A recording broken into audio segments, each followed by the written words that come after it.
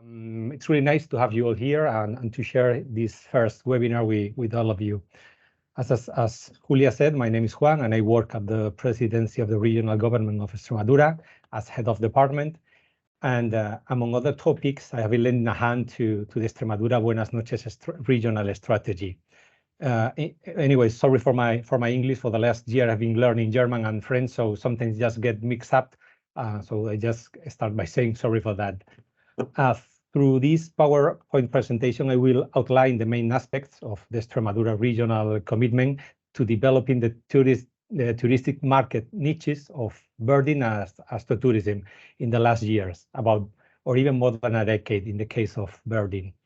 I hope you may find it interesting, as well as an example of a public policy that may also be potentially useful, or at least some of the activities that we have developed to your territories, or to offer to the SMEs later in the developing of the next phases of this European program called LookUP. So usually, and especially for those outside of Spain, Spain is portrayed as a destination for sun, beaches, and especially parties, which is mainly true, absolutely, but that's a great part of why more than 80 million tourists, almost twice as the Spanish population, look forward when they visit Spain. But it's not only that.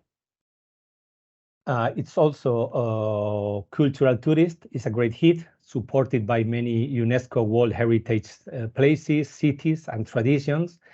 These two photos that you can see now in the slide shows two UNESCO places, both in Extremadura. At the right side, the medieval town of Cáceres, which you may know as being set for the Game of Thrones and House of the Dragon TV programs in the recent years. And in the left side, you have the monastery of Guadalupe and its village, which is also a UNESCO World Heritage.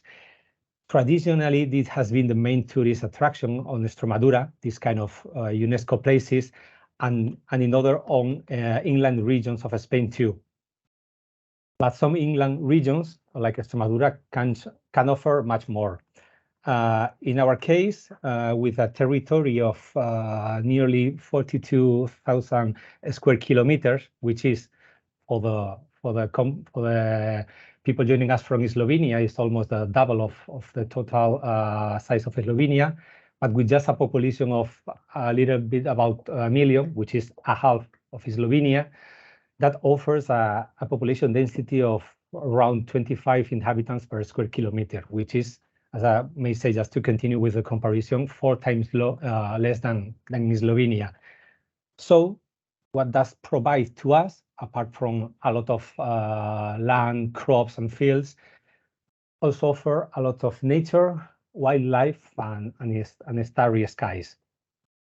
This is one photo I was took in Extremadura. So this is one of the elements or the main elements that we are like to outline here through these projects. Thanks to these natural conditions, Extremadura is a paradise for bird watching, has protected areas that cover nearly 35% of the territory, more than a third of the total, which adds up to nearly 1.5 million hectares with some kind of legal protection.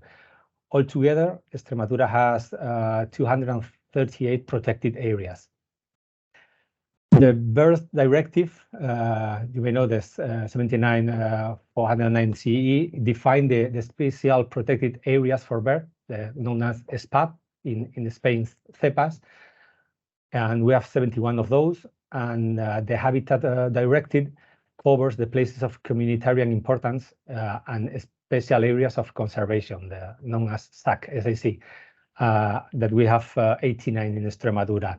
So this offers great possibilities in this case for bird watching. In terms of light pollution, the limited population density and the lack of big cities permit to create what we call an island of darker sky inside Europe. Excessive lighting is being generated all around the world, with often poorly implemented or oriented long periods of illumination and high blue light content. In Europe, almost more than 80, almost 90% of the population lives in areas highly contaminated with light pollution that is linked to numerous health problems and is responsible for causing also damage to ecosystems, as more and more studies indicate. These figures demonstrate the current challenges in observing stars and the impossibility of seeing the Milky Way in the night sky, which is a fundamental human right. A practically unchanged territory that enjoys excellent environmental quality with barely any light population, Extremadura is a paradise for stargazers and amateur astronomers. So these are the baseline conditions that we detected and then choose by the regional government of Extremadura to highlight and promote in order to develop and doing so complement and reinforce the regional tourist sector. This first slide just goes as a general presentation. Now I will go a little bit into Extremadura birding club that is created here, and also afterwards a little bit more about astronomy and astrotourism. Same as with the astrotourism, we are going to show, as I said, a little bit about the Extremadura birding, natural resources, and how we actually protect and preserve them. Afterward, we will show you through Vanessa and also Claudia a little bit more information about that. So apart from the places said before, the SPABs and the SACs, Extremadura has also 3 UNESCO biosphere reserves. I don't know if I don't know if it sees. No, my mouse doesn't show us on that. So it's biosphere reserve of Monfragüe, also the Tajo International, just on the left of the Extremadura map, and then the La Siberia area in the right-hand side of the Extremadura map. Also, the Monfragüe is not only a UNESCO Biosphere Reserve, but also a national park in Spain with a high degree of protection for the wildlife and environment. In terms of birding, we do not have only the SPABs and SACs, but also IBAs. Important bird and biodiversity areas that are determined by BirdLife International. As you may see, they cover almost 3/4 of our territory. And for those who are not used to this terminology, BirdLife International is a global family of over 115 national partners covering all continents, landscapes, and seascapes. Our network this is a network of over 2 million birders, scientists, and local volunteers that help to track, follow, analyze, and understand every bird species in the world. The selection of important bird and biodiversity areas is achieved through the application of quantitative ornithological criteria grounded in up-to-date knowledge of the sizes and trends of bird populations. This criteria ensures that the sites selected as IBAs have true significance for the international conservation of bird populations and provide a common currency, as we may say, that all IBAs adhere to, creating a consistency among all the network. Also, we have two wetlands of international importance among the significant sites for birds. Wetlands, as you may know, they are essential, and we are lucky to have these 2 areas listed as internationally important under the Ramsar Convention. One is the Orellana Water Reservoir, and the other is a lacus tree area in La Albuera, both in Badajoz province, which is one of the 2 provinces that we have in Extremadura, Cáceres in the north and Badajoz in the south. Also, the network of protected natural spaces in Extremadura covers up to 88 places, 2 natural parks, natural reserves, natural monuments, 4 areas of regional interest, and so on, up to 88 places, as I said, with covering about 7% of the territory. All of this shows with some clear data. For example, knowing the richness in terms of both wintering and resident birds, we develop continuous effort to listing, marking, tracking, and counting individuals. Extremadura is thus not only home to many bird species, some of them endangered, but also a key territory in terms of wintering and migratory birds population. As you can see, some areas in Extremadura are covered with a red dots. That means that about 80 different species of wintering birds pass through Extremadura in their annual migrations. As I say, we know this richness, and we keep on a big effort on listing, marking, and tracking and counting the individuals, together with experts and especially with the Ecologist and Conservationist Association of Extremadura, to assure the conservation of the species. We have listed just some of them that works actually with the Junta de Extremadura, the regional government, and especially with the Birding Club, which are ADNS, AMUS, DEMA. So you may see the different associations, sometimes just refer to a certain area of Extremadura, others refer to a special bird species like the grus. And so we said together we work with them, and we have listed the endangered species, some of them very well known as the black stork, the imperial Iberian eagle, or the red kite. Others are highly sensitive to habitat disturbance. That it was important to have the protected habitat areas, like the kestrel, which is I remember the smallest bird of its kind, and it's usually seen in urban spaces in Extremadura. Also the black vulture, the great bustard, and we have many others vulnerable species like the golden eagle, long-eared owl, and many others of special interest. We've covered about 166 different species have some kind of endangered in Extremadura. And in the last 15 years, we have found that it has been quite decreasing the number of individuals in some of them. So we are really taking care of it in order to avoid this decline to continue. As an example, in 2020 campaign, even with the COVID, we covered nearly 500,000 hectares, which is almost a 25% of the territory, and with more than 2,500 sample stations. But it's not only listing, keeping track, and so, but also conservation goes into restoration. So in Extremadura, we have two recovery centers, one which is also a captive breeding facility, and the other a wildlife recovery center, one in Badajoz and the other one in Cáceres. There you may see some of the photos of the places.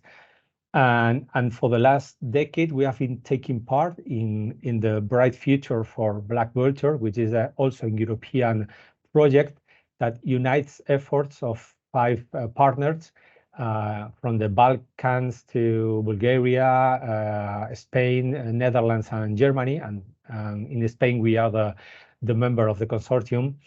It provides for the restoration of black vulture in Bulgaria through import and release of birds that are bred in Spain, improving through this the nesting conditions and food source, and supporting local livestock breeders, limiting threats, and developing national captivities.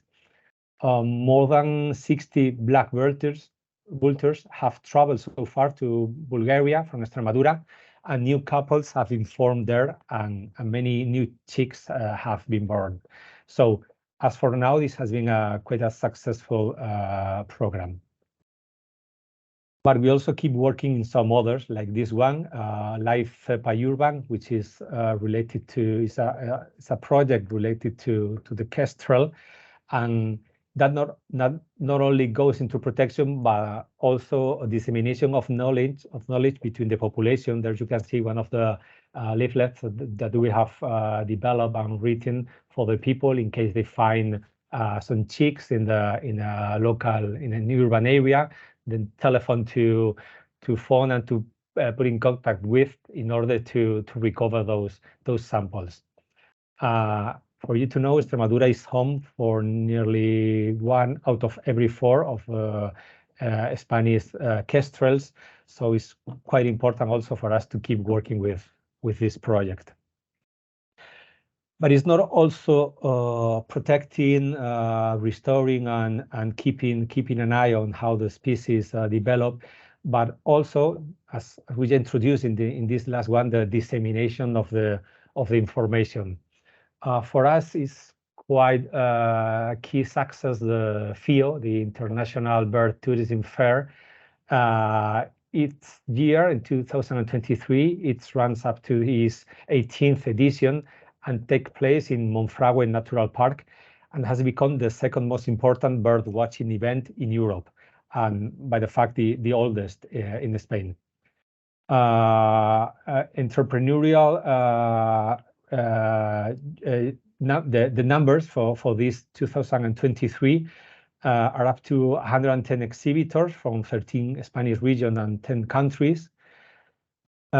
Up to 585 business meetings have been held, and 18 buyers or wholesalers from Spain and 12 internationals, with up to 75 local or regional sellers, with up to 18,000 visitors for just 2-3 days that last the fair, and then a lot of activities over there, guided routes and so on, and more than 700 visitors in these guided routes.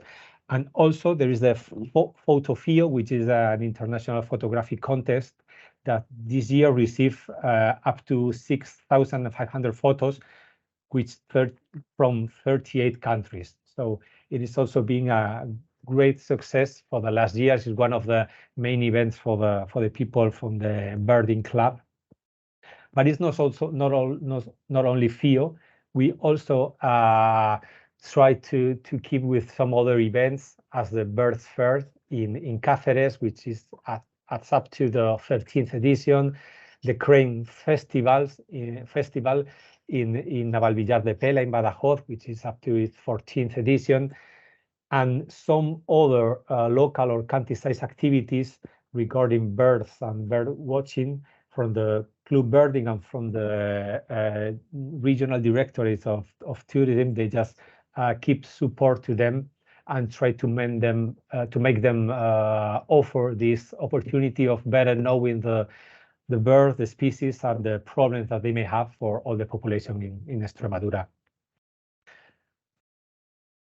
Also, we join Portugal in what is called an Eurobird territory, which is an Interreg cross-border cooperation project supported too by the European Union, and whose priorities are to develop, create, and promote, this is quite important, a sustainable, competitive, and excellent tourist offer based on bird watching. So the center west of the Iberian Peninsula, around the Tagus River and the Guadiana River basins, is home to one of the most notorious areas for birds in Europe. So we can keep on working on them to develop as a tourist resource. For the birding club, I will just say some words, because, as I said, Vanessa will lately speak greatly about it.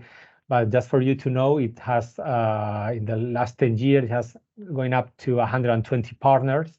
It is a voluntary association of both public and private partners. And the aim is to promote bird watching through a high quality service and to ensure a long-term conservation and sustainable exploitation of natural and horticultural resources. They have a lot of publications from different catalogs of species, areas, activities, and so.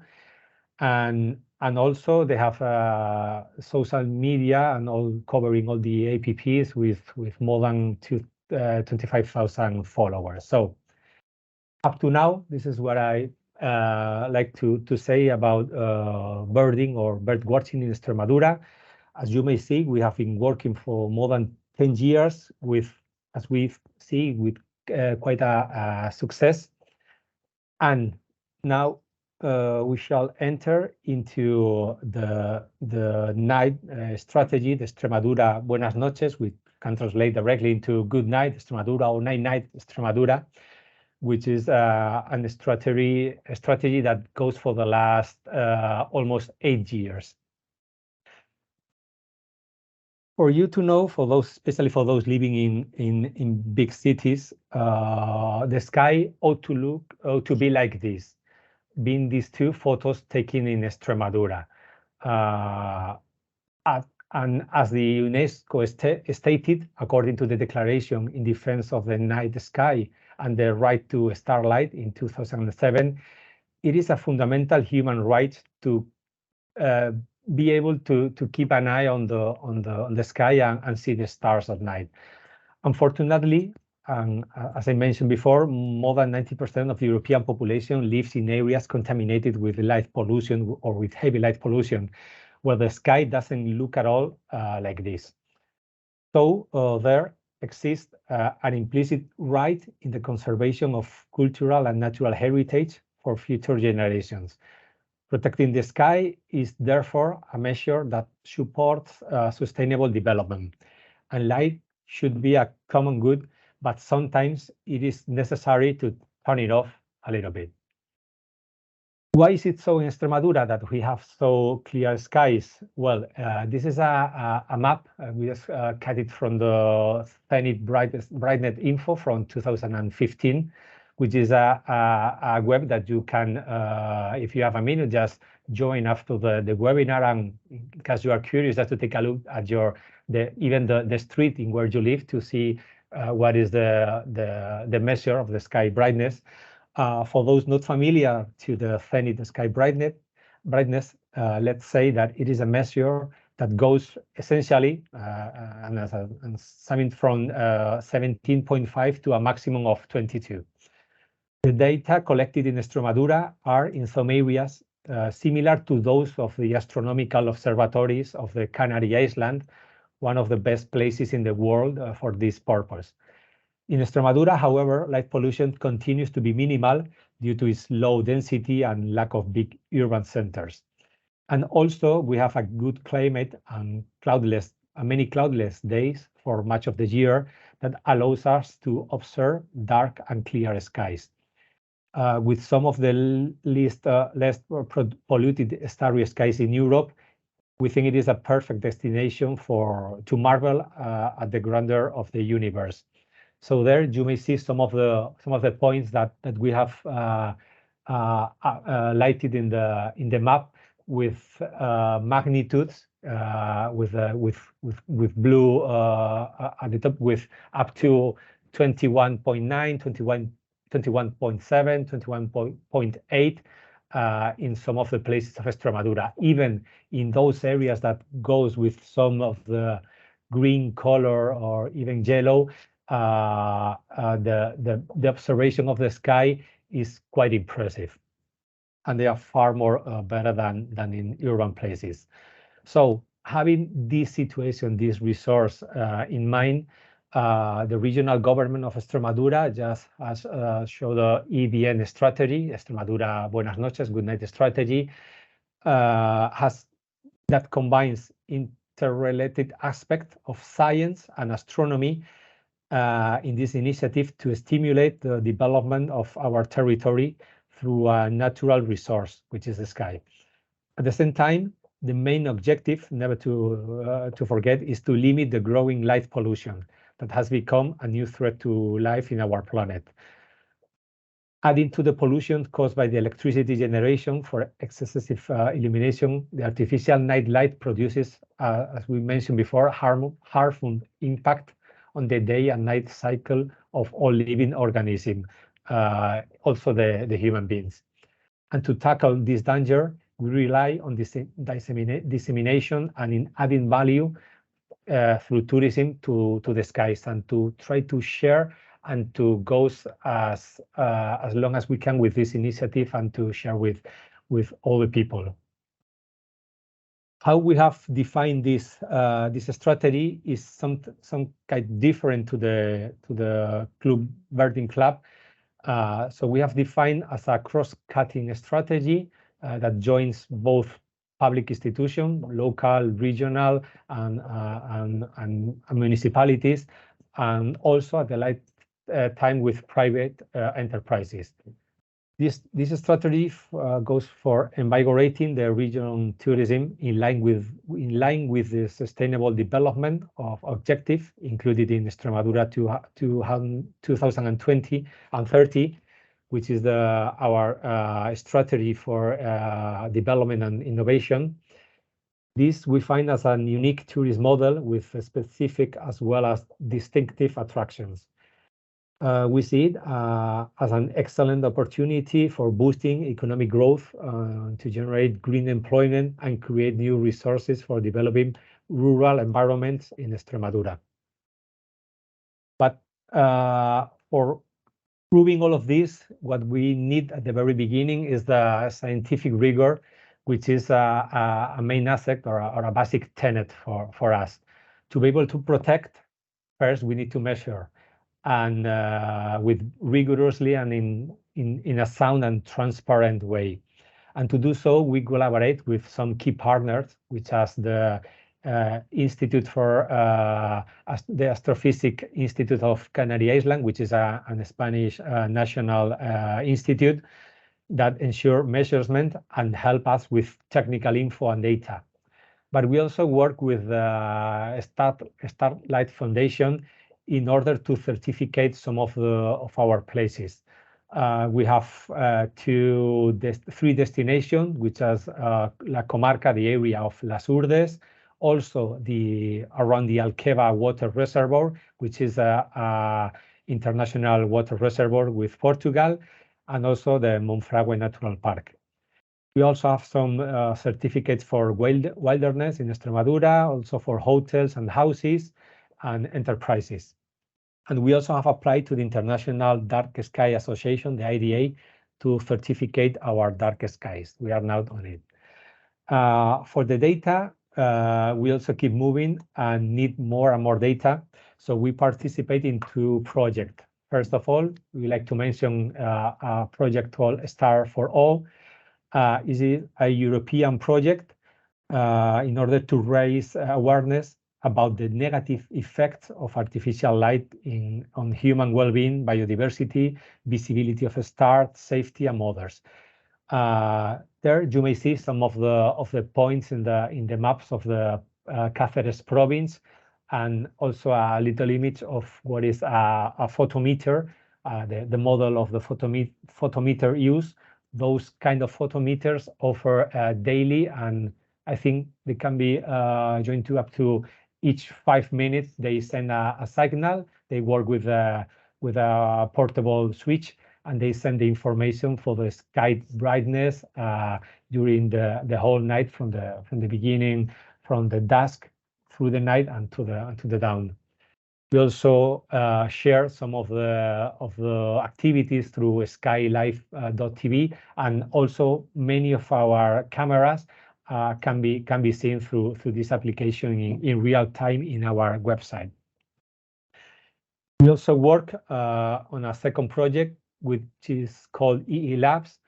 Also is European funded, and there you can find to have in the left corner, down corner, you may see up to 2040 photometers, which more than half are already installed in the Badajoz province, which make this province the biggest world laboratory now in terms of measuring the light pollution. And in this laboratory, we have, as we say, two micro laboratories. One of them, which is an urban one in a town, which has up to 20 photometers just in this town of Valverde de Burguillos.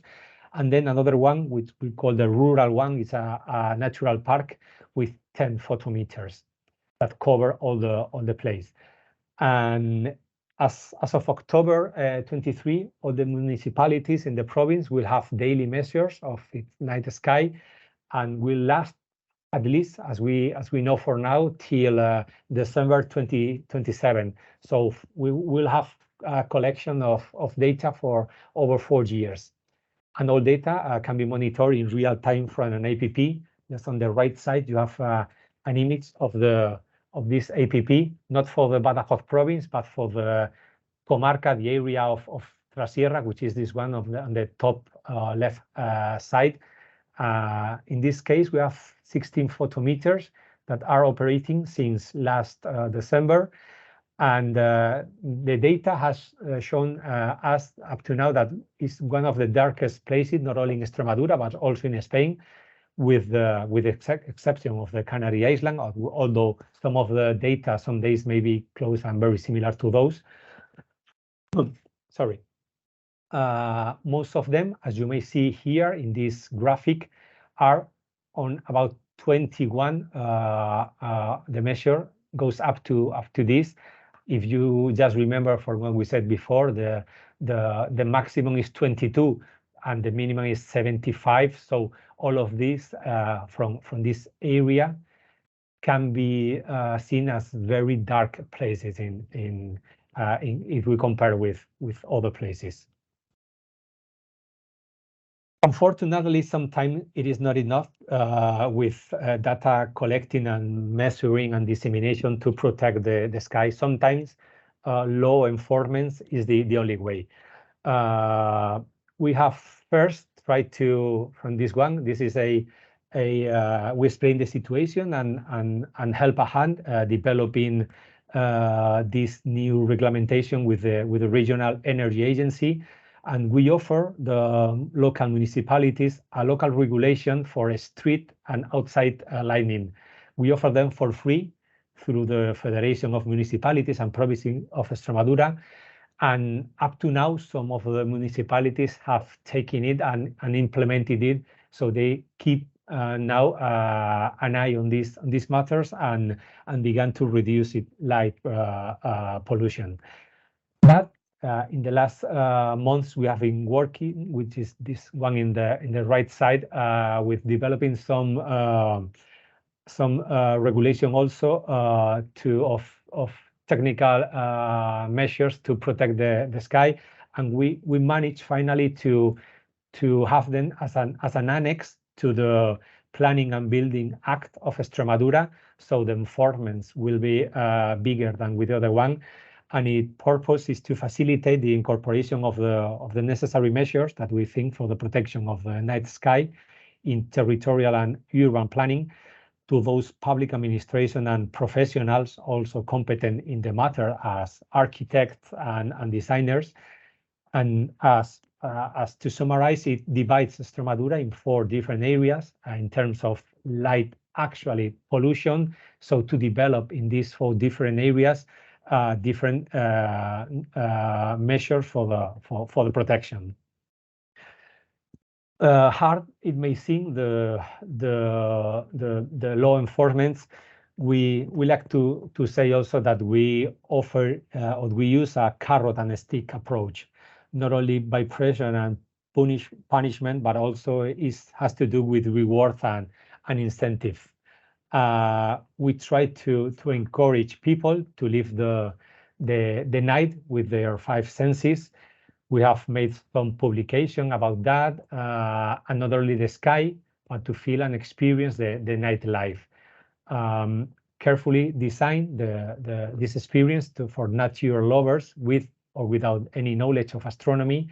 Extremadura Buenas Noches is an experiential and innovative strategy, as we said on this book that we have published, and offer information just to understand for people living the night how our 5 senses adapt and fits up with different information, which is absolutely different to the elements that they offer us during the day.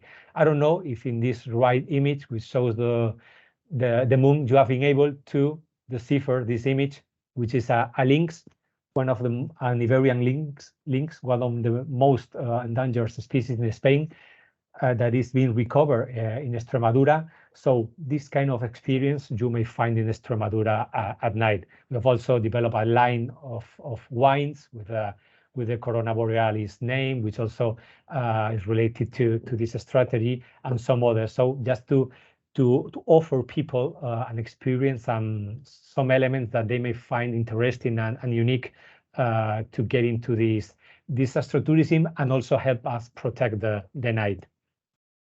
We have developed many other products just directly related to astrotourism, such as the celestial viewpoints and night trails. We are working on developing a network of almost, we have nearly 30 elements of those up to now, 23 celestial viewpoints covering all the region, 8 more now being planning and developing, and we have up to now 6 night trails. What it is celestial viewpoints or night trail, as we said in the Extremadura Good Night strategy? Well, it is something like this. This is a celestial viewpoint that are designed as a help to reading the sky for amateurs. In every celestial viewpoint of those in our region, you may see in this left image, you will find something like this. They are retro illuminated. They just lights up at 10 o'clock at night and turns off at midnight. And 2 different seasons, the constellation or star that can be seen in 2 different seasons are carved in this material. So with light, they are retro illuminated, and you may find in the sky the images. So you may see here in this one, the Ursa Major is this image. This is Buddhist. This is also this one, Corona Caput. So in each area, it's easy, even if you are an amateur, as myself, to decipher the night sky. In every one of the celestial viewpoints, what you have is a signal showing the direction in which you have to look. So in this case, you see this is an old monastery. It is carved also here. So looking into this direction, you may see the different constellation or star that may be seen at this time of the year. As I said, there are 2 seasons, usually spring and summer, according to better weather condition at night, so not cold as in winter. So we usually carve those 2, or summer, autumn, for the people to enjoy. So this is for the celestial viewpoints, but we also have the night trails. I will keep a little bit faster just to keep in with the time. Night trails are designed to be safe and secure.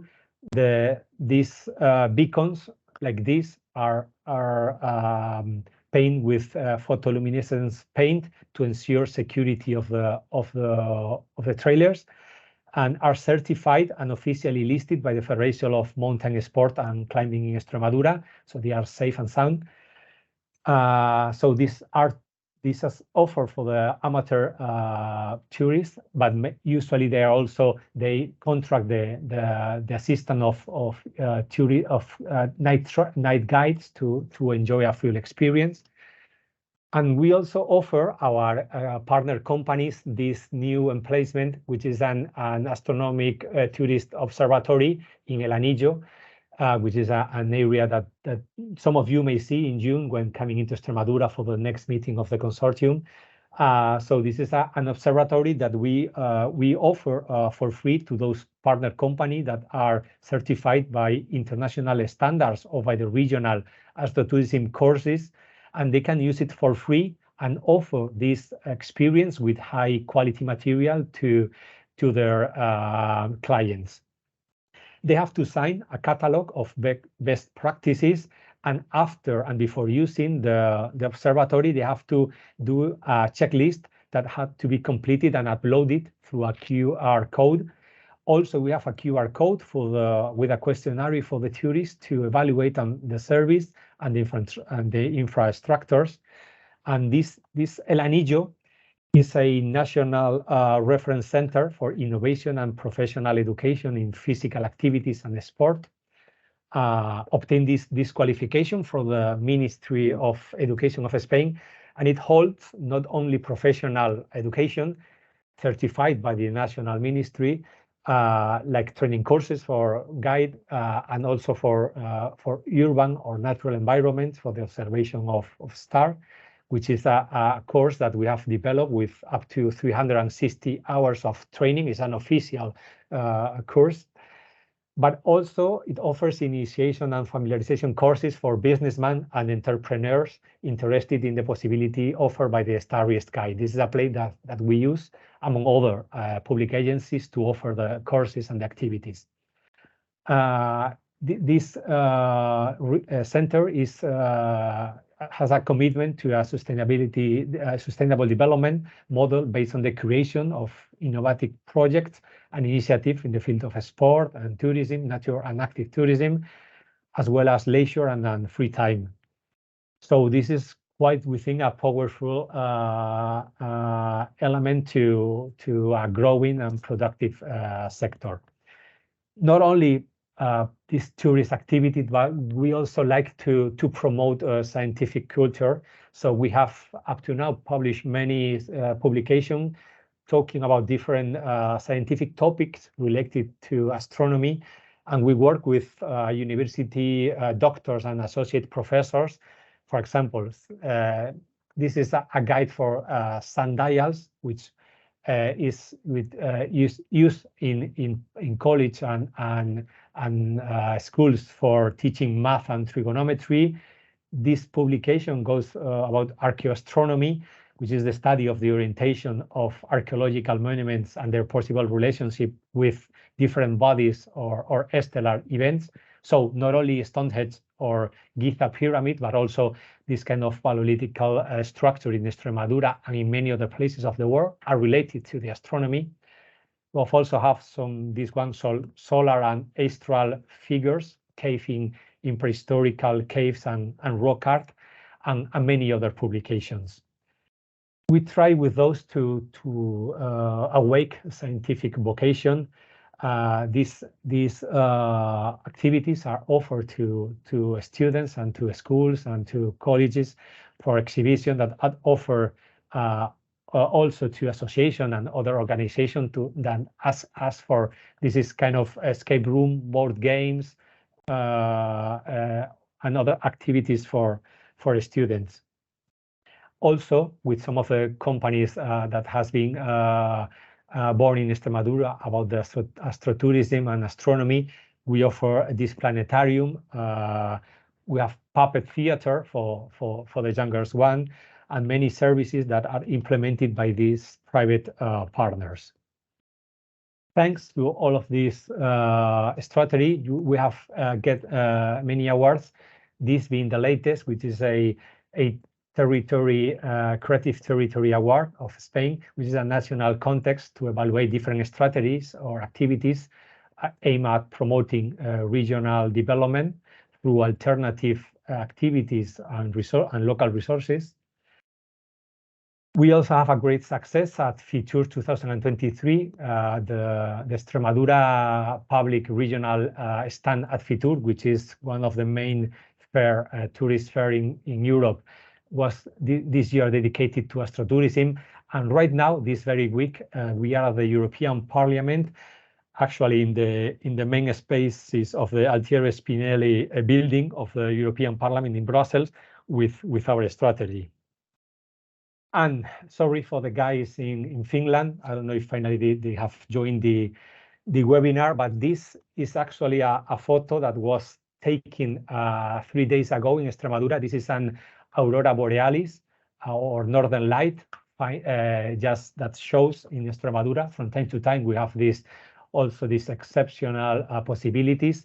And this photo, which is from one of our partners, was chosen by the NSAS as the astronomical photo of the day, and it was shown in at their apps and social media.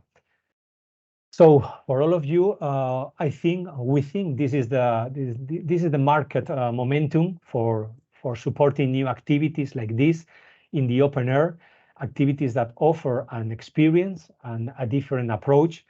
And we truly believe that Extremadura is in the right place at this very, very right time. So this is for me. Thank you for your attention. It will be a pleasure to share. It will be a pleasure to share this project with all of you. And as said before, for Julia, we'll have later at the end of the presentation some space for question and answers. Okay, so that's all for my part. I'll try to let's see if I can stop. I think I have to stop sharing the image. It is okay. Thank you. So thank all of you. And now is the time for José Luis, I think.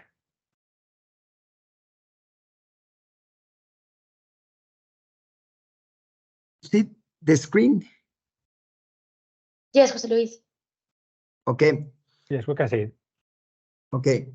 Okay. Hello, everyone. And it's really a pleasure to be with all of you here in this presentation. And my name is José Luis. I am passionate for astronomy, for curiosity, like the rover in Mars, looking for new places and trying to join the sky and the Earth because for some reason our society has lost our view, our contact with the sky. It's a pity because what it has been brought to us here as we are today as a society is it came from knowing the skies and knowing our place in the universe. Unfortunately, today we are looking at the coins and the things left on the floor and internet, and we have lost our connection with what is the real life. I mean, what is life and what is outside, because we are less than 0.11111% of the universe. We are almost nothing, but we think we are everything because we are only egoists and only thinking on us, and we are not thinking really what we are part of something more bigger. In any case, this is our story today. I tried to share with you that our story is like 360 opportunities. We are trying to connect day and night, and that's something we can value because it's not entering in conflict for many, many companies or many activities that can enjoy the day because it's beautiful and it's lovely. But during night, people think that there is the end of the day, but it is the beginning of the night. And there is another experience, another opportunities, another way to see our position, our place in the Earth and the universe. And that's my office. That's the view from my window. That's my office. I have the pleasure to be in Extremadura with a beautiful window, with a beautiful scene, and that's what we enjoy here by having so beautiful skies. And who might think now today doesn't get in love with those skies? I wonder, nobody's asking themselves questions, what is going on about there? LookUP, that's the real name of this project. And that's exactly what we have to see, to look up and to discover many opportunities and many, secrets that we are, that there just to be discovered. But in general, that's our view. that's the main drivers, because we have a beautiful resource, we have a beautiful place, we have a beautiful earth and a beautiful position in the Milky Way. And can we create value from those, those opportunities? Yes. And we think that main drivers to get opportunities is marketing. I think that's one of the lacks in our Spanish, maybe how to call education. We should market more our values, because maybe they were there forever and we didn't realize how important is what we have today. Maybe others that they have lost the view of the skies and the view of the universe, they are missing, and they are crying because they are missing this part. And we are not marketing because it's there, it's natural, it's our place, it's our window. Of course, we have to lose against light pollution, because it's, as Antonio said, is really how to call it, is killing our view, and is killing our how to call focus, that we are part of something bigger, that we are as Earth. One of the drivers is collaboration. Of course, we have to think now, if we want to get opportunities using this beautiful universe as a resource, collaboration is a must, it's an aim. I mean, today alone, we cannot do many things. And I think it's beautiful to collaborate, because apart that is funny, apart is rich, is also a kind of sharing and to enjoy. And you can transmit this spirit to your clients or to your market. Of course, always thinking of top quality and top value. Today, due to the speed of this society and the way we live today, speed is a must. We don't value quality, because we take something, we use, and we throw away. And it's important to keep the, how to call, the momentum to value what is quality and what is bringing to us as a person. And I think if we transfer this, how to call this, way of thinking, the people will really appreciate what they see and what they enjoy. Antonio also said sky quality is important in our night, because without a sky, it's really difficult to sell a nice quality product. And then the quality of the sky is really a question that we have to measure, because it's also a way to sell right the product and to protect also what we have. Nevertheless, technology is not confront with opportunities in the middle of the meadows, in the middle of the forest. I mean, we think the isolated places are how to call away from technology, because the opportunities and the resources for technology is very limited or very little. I must say it's not true. I mean, today with internet, with the many how to call tools and equipment, you can create new opportunities with technology, using in combination with sustainability, because sustainability should be against technology. And of course, at the last but not least, tourism of knowledge. The people are now coming to lie on the beach for hours, being read like a crap, and then just coming back to the bar and drinking like hell. I mean, this is past. Today, new people, young people, old people, they like to know, to understand, to learn. I think by learning, you enjoy, because it's rich. You a certain knowledge that is giving in something like you can identify that is new. And today, the knowledge is really appreciated when it's given in the right manners, in the right style, and the right how to call, in the right made it so deep sometimes, but really close to the people. Okay, then being said so, there are many opportunities for people really today. There are many companies that can take the advance of these drivers. Why not to think about companies that can assist, they can give a product to town halls to measure the quality of the sky and how to take measurements to reduce the light pollution. Because today, town halls, institutions, or whoever place we are or company we are saying, sustainability is a kind of a welcome feature, a welcome approach. And then today, companies that can assist how to reduce light pollution, they will be considered like a healthy town halls, healthy companies, healthy places.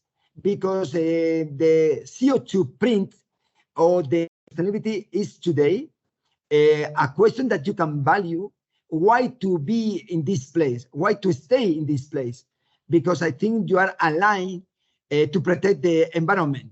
And those companies, I think they can have opportunity how to offer these services. It's very tech, it's very, very valuable product. And I think it's an opportunity because more people, more companies, as I said, they will demand how I can reduce light pollution because of health, because business, because image. More, Antonio said, is also we have to measure.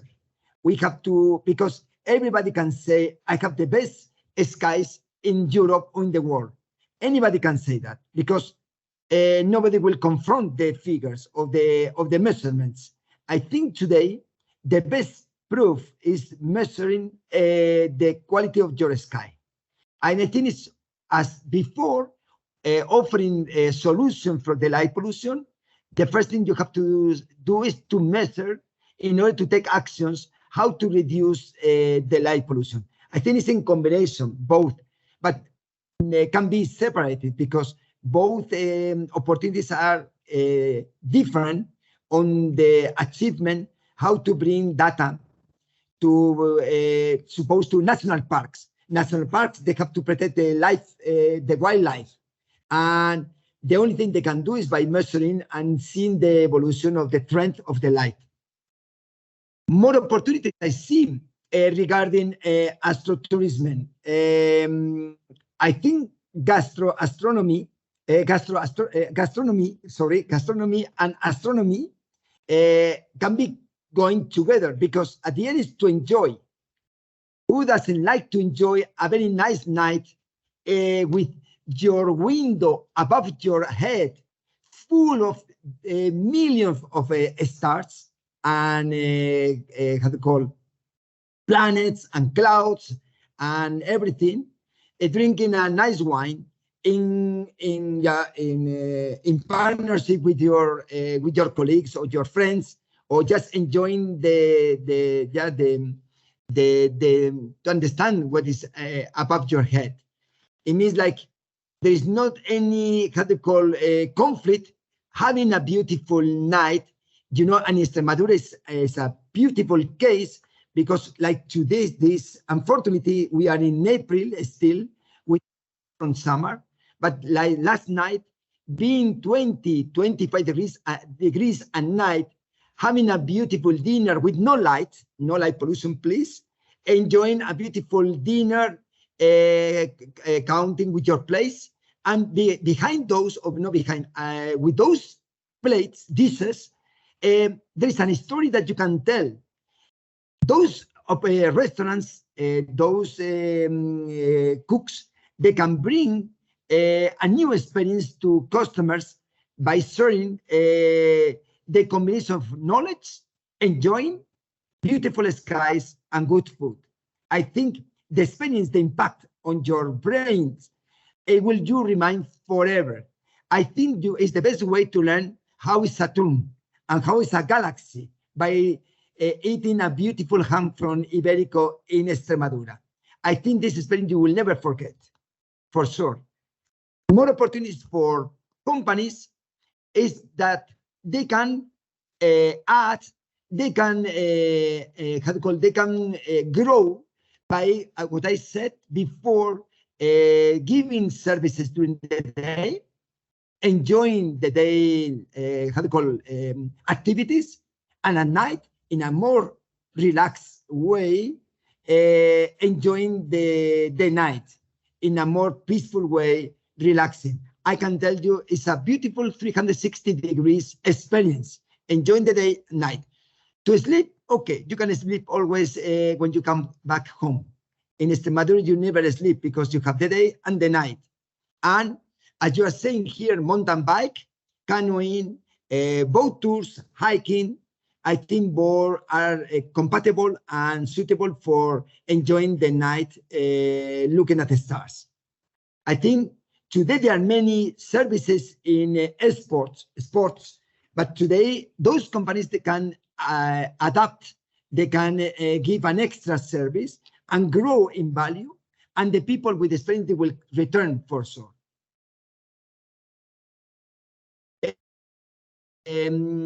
Of course, having the luxury and the view of our skies, we have to learn our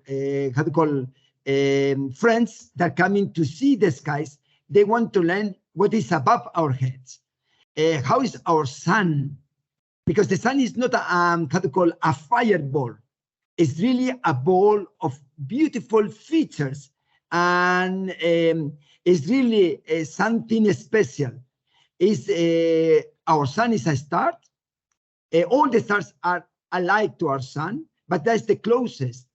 And we know, you know, that we know more about our sun than about our Earth, because the sun somehow is really easy to learn, because it's only one massive ball of material that we call plasma, but from the outside to the inner core, all the material more or less is the same. It's very, very similar. It means that we can know quite well the sun. But of course, nobody has seen the sun as you can see with a super telescope, as they can show you for companies, and you can see the chromosphere and to see how the sun is, the activity of the sun is created.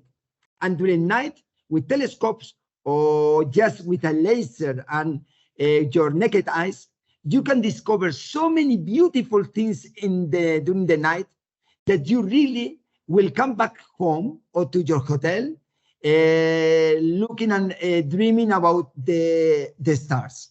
And it's a beautiful dream. And by having companies bringing this experience to you, the impact is so big that you will really have experience forever. Because I can tell you, the more impacts companies can bring to customers and to tourism, more value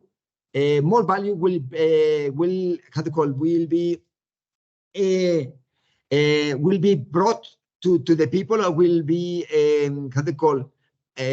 we will share with other people the quality of the company and the place. Of course, it's not against night skies, beautiful skies with learning. You can do during the day the learning in science. You can do many training for young fellows, kids, and adults, because I think we have a must. I think today people, they want to learn, and they want to learn not theory. They want to learn between theory and practice, and they will they want to discover a new hobby. And I think you can do during the day as giving courses and training, as well during the night you do the practice. And of course, if you want to learn and you have to discover the skies, you need beautiful places where to stay, where they are respecting the light pollution. They are respecting the skies. They are giving you the trainers, the guiders, or the companies. They can bring you a stargazing during night when you want. And those opportunities for accommodation are growing more and more demanding, because, as I said, there is not a reason to reject what you are doing during the day. You can do during the night. And those accommodation places where they can offer these products, I think you can bring more value to your business. More opportunities is our wealth value of archaeastronomy in Extremadura and in other places. It's so beautiful to be close to those architectural places. It's like find human beings in connection with the sky. It's like something natural, something that has been built to be in connection with the skies. I mean, if they tell you the stories behind those dolmens and those buildings, I mean, it's so amazing to enjoy in a darkness that the view of those elements is completely different. If you see during the day, you see some rocks, you see the story, it's very nice. But when you see in connection with the sky, the dimension of your impact is, I can tell you, much bigger. You will feel part of this culture, of being part of this story. More company, they want to grow, or they want to do business, or they want to create new products, is astrophotography.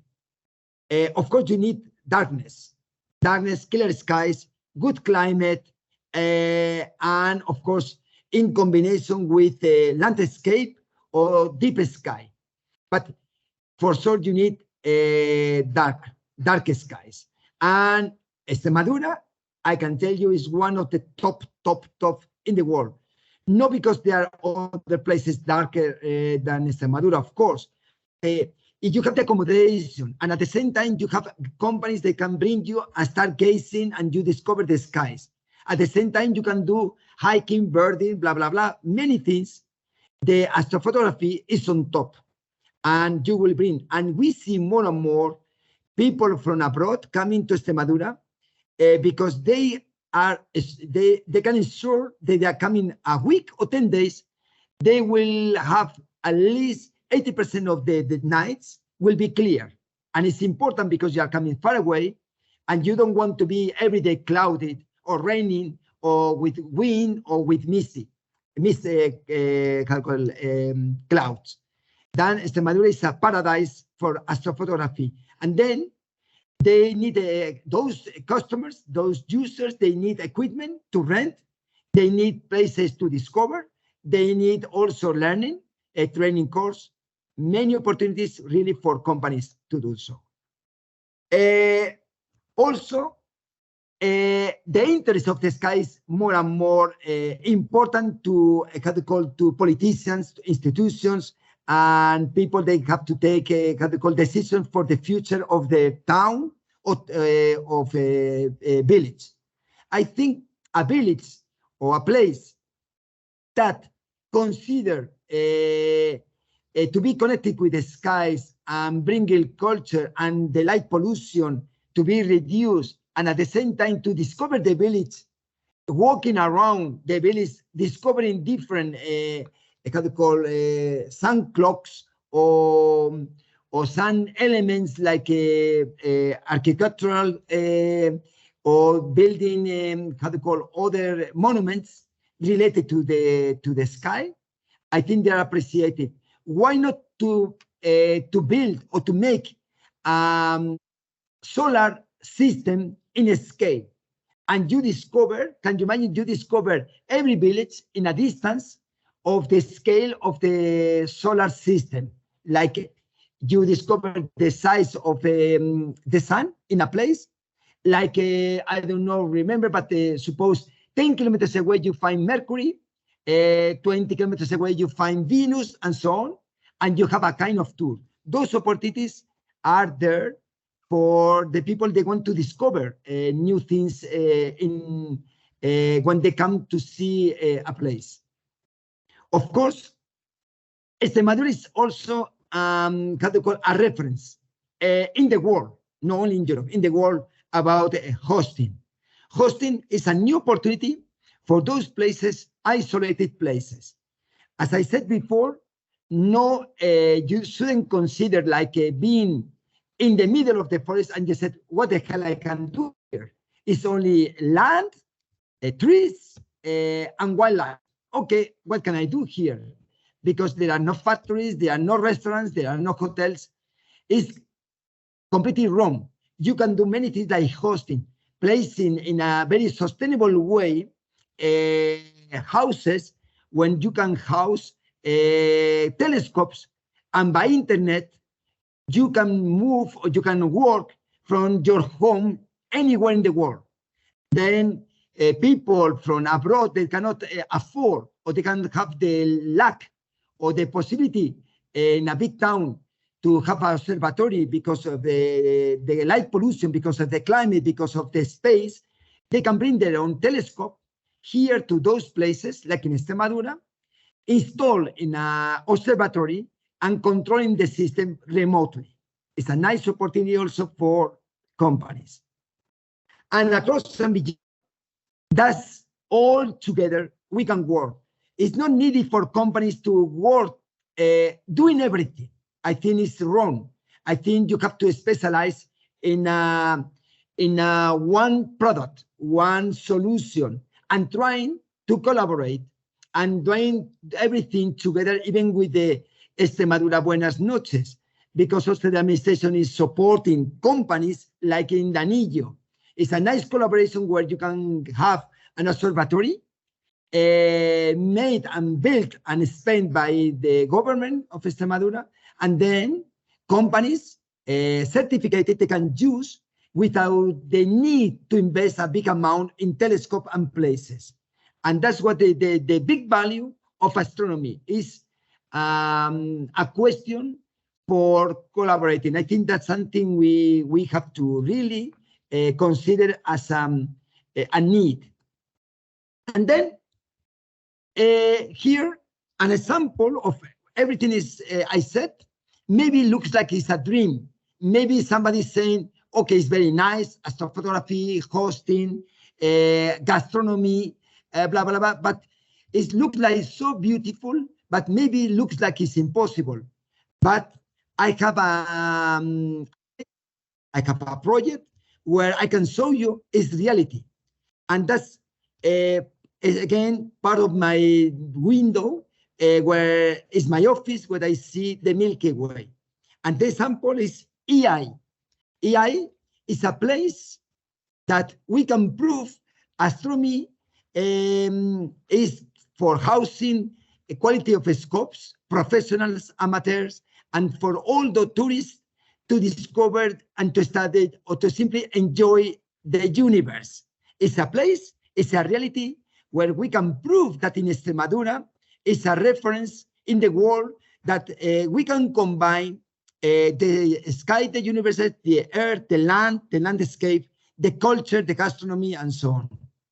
And here we are in Fregenal de la Sierra, really far away from anywhere, or maybe we are in the right place.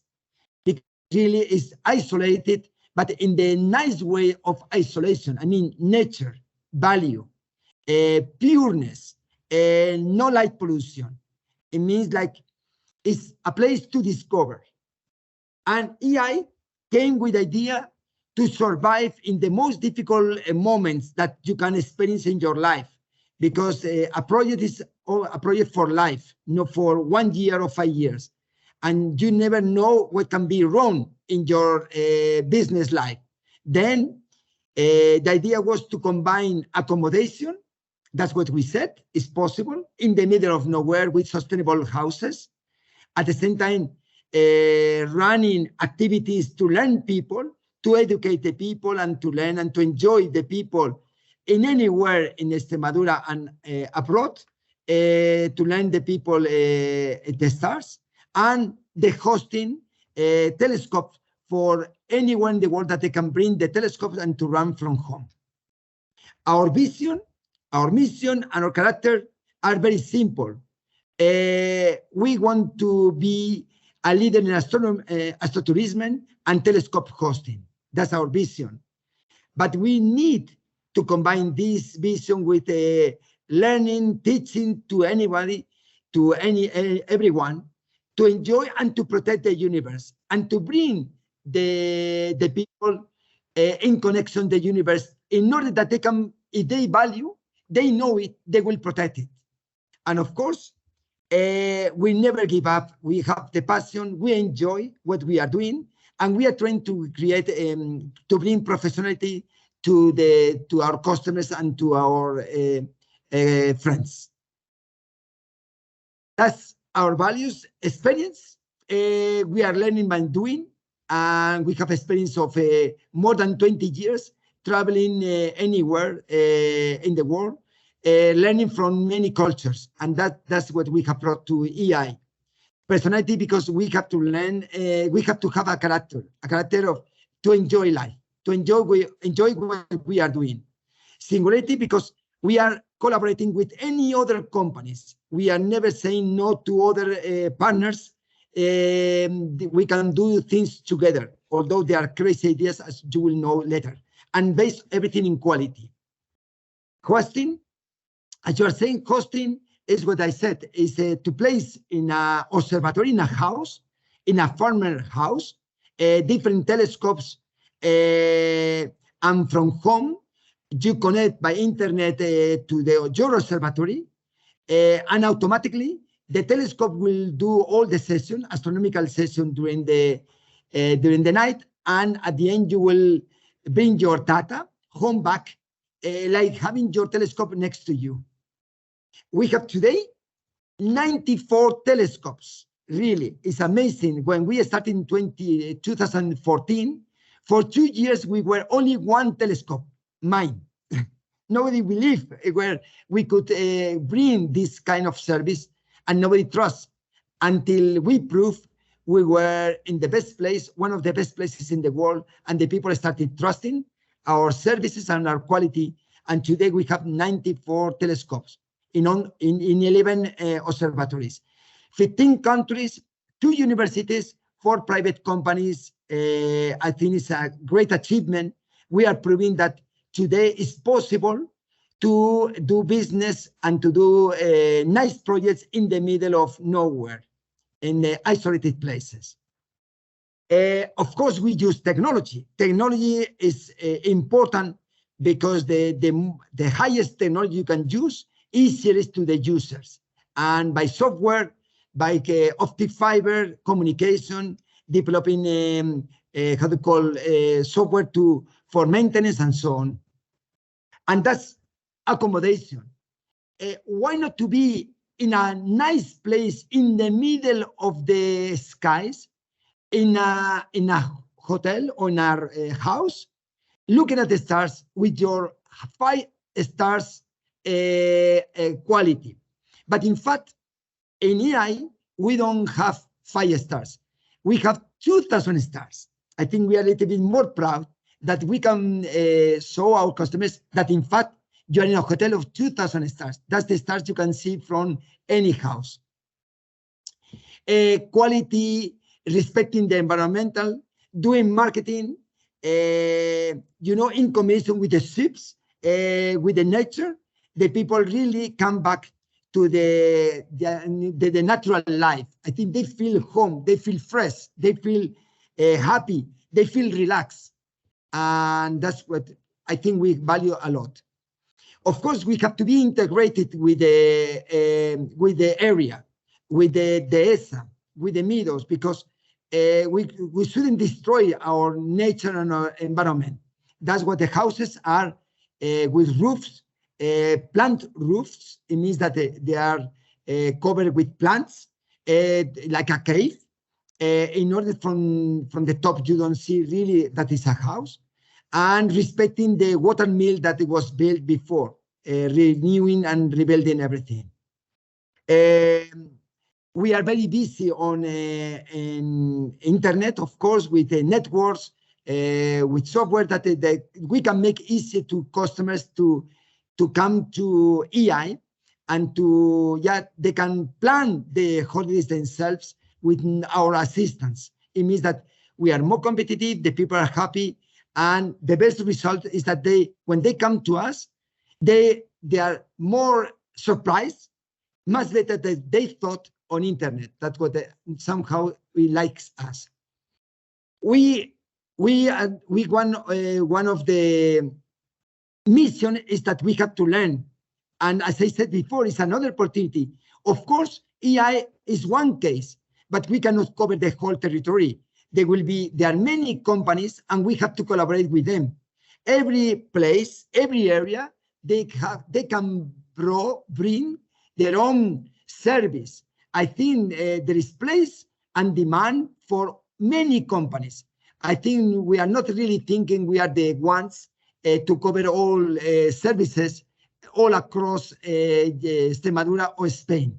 I think there are places, because the demand is so high now, that really there are places for many people, many companies, they want to start business and having an opportunity to bring this service to customers. Using technology, I mean, we have a special solution to screen instead of looking with your eyes, naked eye, through a telescope. That is nice, but I think it's convenient because you have to wait long, waiting on the queue to see on the telescope. You have a kind of a camera, special video camera on real time, and everybody at the same time, like up to 100, 400 people, they can enjoy the travel, the journey into the universe, like looking directly on the telescope. And we like to collaborate. As I said, those opportunities I said at the beginning are real. We are proving that any company they want to have the passion and they can achieve the same solution. And EI is in mission to Mars, collaborating with Astroland, a beautiful company in the north of Spain that simulates analog how to live in Mars and how to travel to Mars. We are part of the subject, the matter of astronomy. We are learning the science people. How is the sky? How is Mars in the universe? How we can live in Mars? There is life in Mars. How to have telescope in Mars to discover the universe from Mars. I think those collaborations are beautiful, and they are in connection with many science people that they bring also value to Extremadura and to the companies. And hospitality. You see now, that's the best value of Spanish people, Extremadura people. They are really nice people to organize hospitality. I think we like to show the beauty of our land, the beauty of our culture, and the more we promote and they enjoy, they will be our ambassadors towards their families, friends, and folks. Of course, as I said again, collaborating, food, other activities during the day, doing other, as I said, many other activities that you share with other companies. And then with your support, with the support of Extremadura Buenas Noches, I think we have a nice opportunity really that the administration is involved in this project. We alone, we could do a lot, but not everything, and we could have not achieved so far as we have done, thanks to Extremadura Buenas Noches, because Extremadura Buenas Noches is neutral. It's helping, supporting any good company, any good project, any good solution. And then the promotion of Extremadura is also supporting us against light pollution, protecting our business, protecting our service, and creating value to many companies, and creating another product, astrotourism. And to be the reference, for the first time, Extremadura will be the leader in astrotourism because they believe on that. If your administration believe on that, why not us? We have the must to follow, and we have a beautiful opportunity because we don't need to convince the politicians to work for astronomy and to protect the skies. They are completely aligned. What I appreciate a lot and is supporting not to only to us, to anybody. Thank you very much, Quitos, and gracias. I hope you have enjoyed.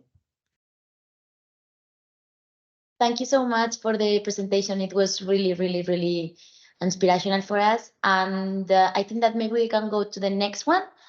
And of course, if you have any questions, just keep them in mind and we will wait until the end. Thank you so much. Thank you to all of you. So Vanessa, do you want to share your screen or do you want me to share it? I can share it. Okay, perfect. One sec. Thank you.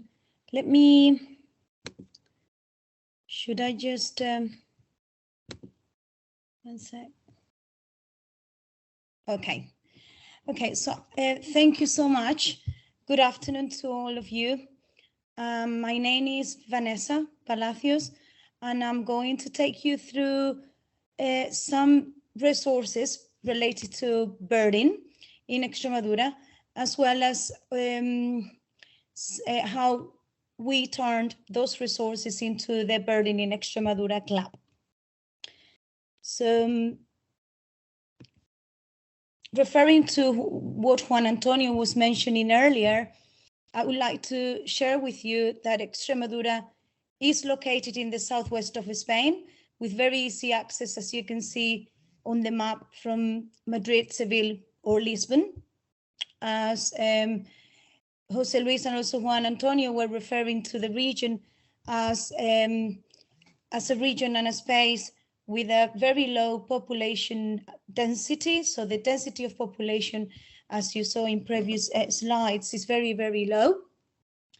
And as you can imagine, and also to give you an idea about the landscapes, I'm going to share with you some photos.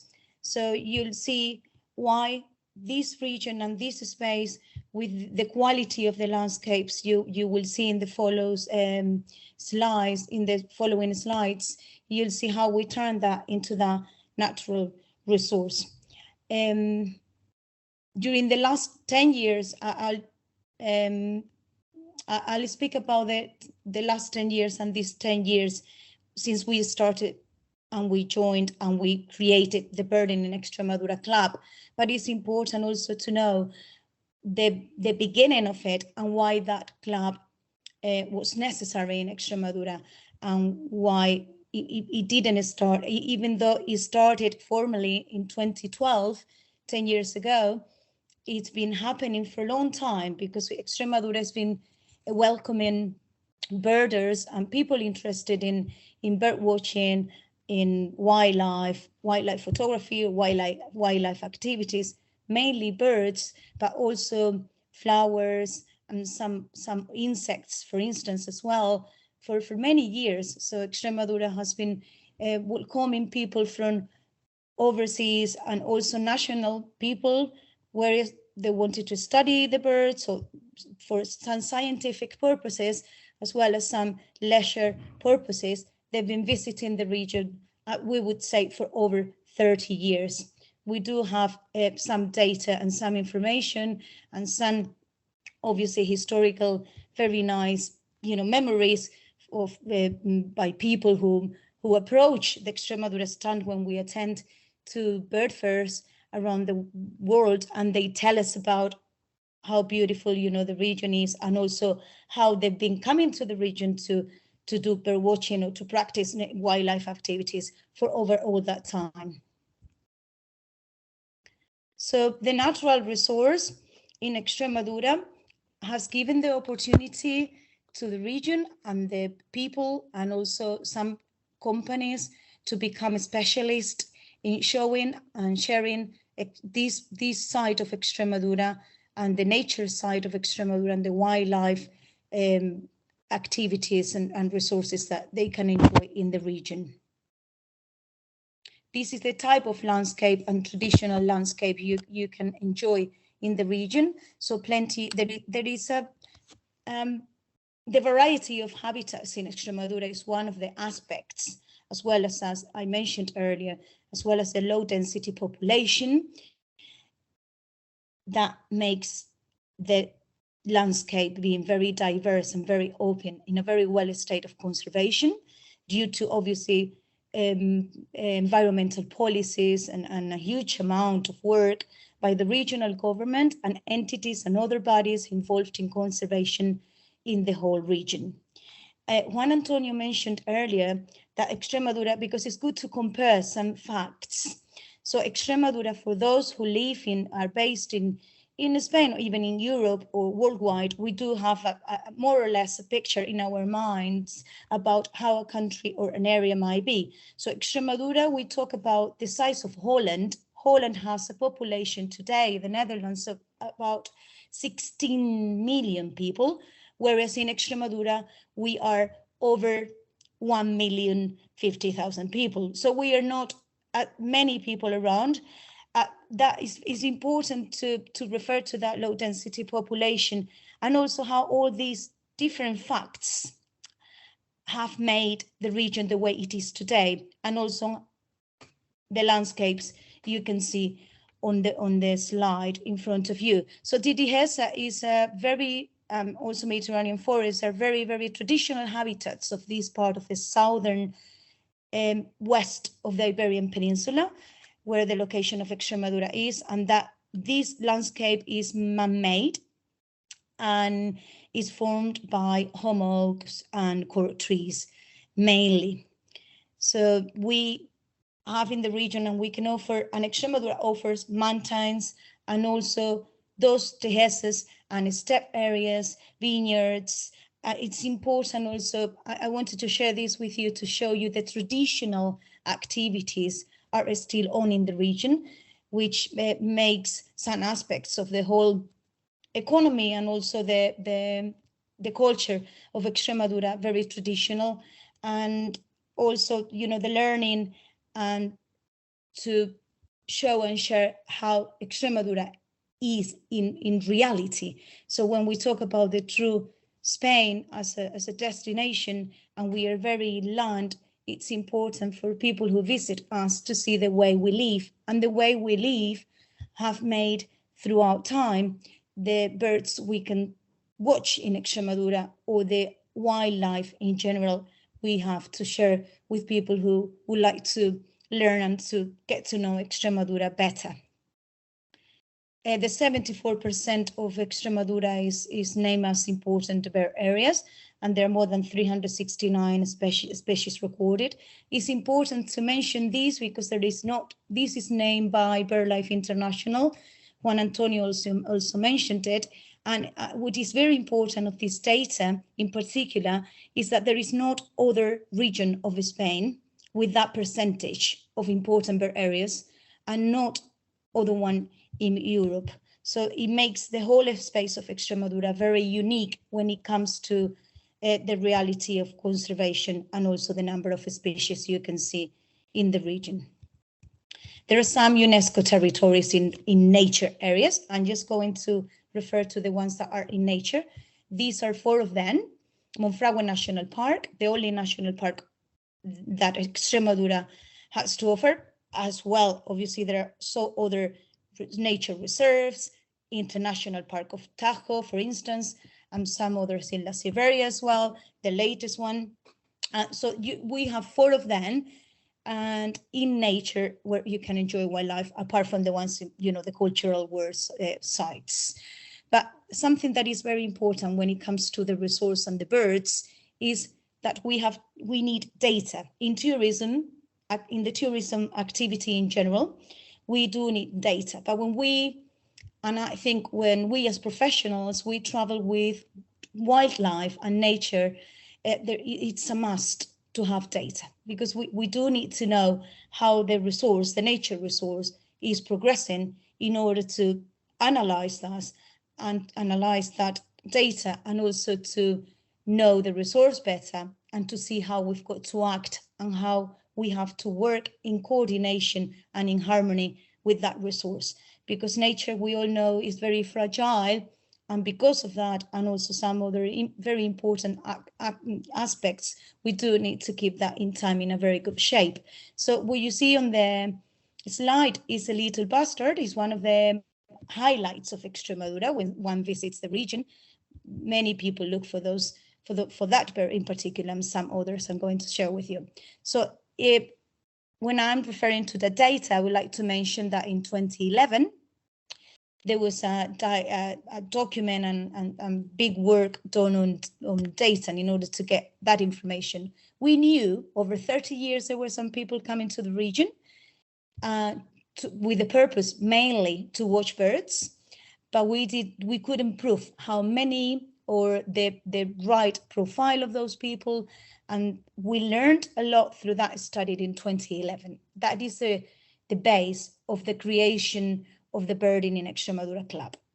And at that time in 2011, if you remember well, in 2008, we went through that economy also crisis in Europe, and it was big, and 2011 was difficult also, was a difficult year to study and to get data, but it was very, very interesting because obviously all these critic times provides you with very good information, regardless of the economy situation that also affects, but it's some data that is also important to look at. So we got interesting information such as, for instance, we knew and we learned that over 66% of people coming to Extremadura were from abroad, and to watch birds, and they were also traveling independently, not through tour operators or big agencies, with big names in the tour operator industry, in the travel industry. So we learned also the time they stay in Extremadura, the cost of the trips, if they hire cars, if they needed the help of an expert guide, if they were hiring expert guides, and they were booking local services, and so on. And due to that, some experts they were already guiding in the region, and so the government started to work along with experts and professionals about the creation of the Birding Club in order to provide the information and also to keep the quality of the service up and to get more information about the birding activity. And those also professionals have been guiding and advising and accompanying the government until today. And the regional government of Extremadura started its birding strategy over 20 years ago, and up to today is still supporting that, and it's still very conscious about the importance of keeping on going and working and studying the resource in order to work towards the birding activity, and along with the professionals and together with the professionals of wildlife in Extremadura. In 2018, another monitoring essay was obviously made, and we studied how things were progressing and how the impact of the creation of the Birding Club was helping the increase of visitors in the region, and also the variety of services. So also I'll show you, and I'll share with you some of the highlights and the images and the resources and birds some people come to Extremadura to watch. So it's not only birds, even though we talk about mainly birds. Through the Birding Club, we channel some other wildlife resources and activities like the red deer routing, for instance, or the orchids and some other flowers, festivals and activities, and information and materials for people to use when they program and they plan their visit to Extremadura. So some of the highlights, as you can see on the slides, are Bonelli's eagle or black-winged kites, or Montagu's harriers. The one you see on the left-hand side of the slide is is one of the main birds, and as well as the Bonellis, where people come to this part of Spain these are the birds that they would like to enjoy and watch. And another important thing that Extremadura offers is the quality of that observation. That is very important because we have plenty of space, as you saw on the slide, and that space offers different locations where you can watch birds in a very nice, easy to park. You don't feel any stress about trafficking and things like that. And that's very important when you travel and when you want to know one place. So you see on the picture the golden eagle and the Spanish imperial eagle. Spanish imperial eagle is one of the endemic species, the one on the right-hand side of the slide. Is in the wish list of every single people interested in wildlife and birds when they come to this part of Spain. So in Extremadura, the number of pairs at this time in history is about 72 pairs of a Spanish imperial eagle. Just for you to know, in the 60s, the whole of the country, the number of pairs was restricted to 30 pairs in the whole of Spain. So it was in very, very critical status. And thanks to all the conservation projects and the work done by government with the conservation bodies and NGOs, the species have been recovered, which is great news. Another one that is important to us is the great bustard.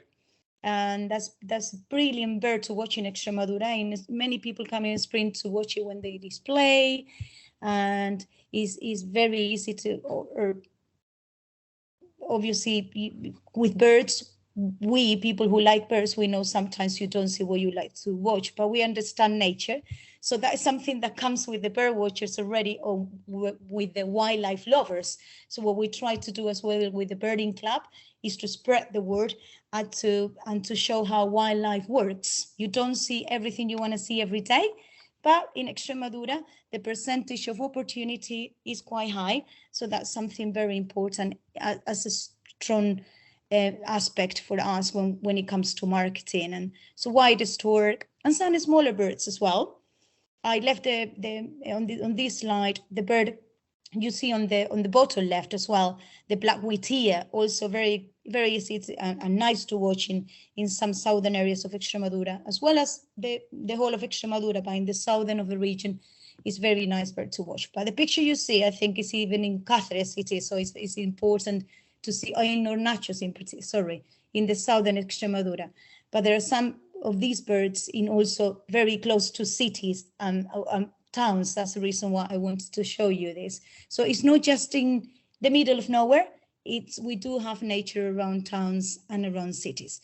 So when we have to work with a nature or wildlife resource, if the status of the nature resource is good, and in the case of Extremadura, is very good, and in some aspects we can say is excellent when in comparison with some other locations, we need to turn that resource into a tourist product, as we call it sometimes, because product sounds a little bit hard sometimes, but we turn it into an activity and a way of life for us. Birding and also the love for nature is a way of life as well as the work we do.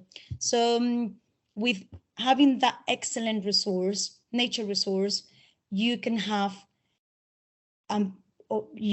we had at that time in history in Extremadura also already a few companies working with those birds and showing those birds and sharing knowledge with people, visitors. And there were a few companies that were already in the rural areas very interested and already welcoming people coming from national, mainly internationally, interested in watching birds in the region. So that was a precedent that was very important.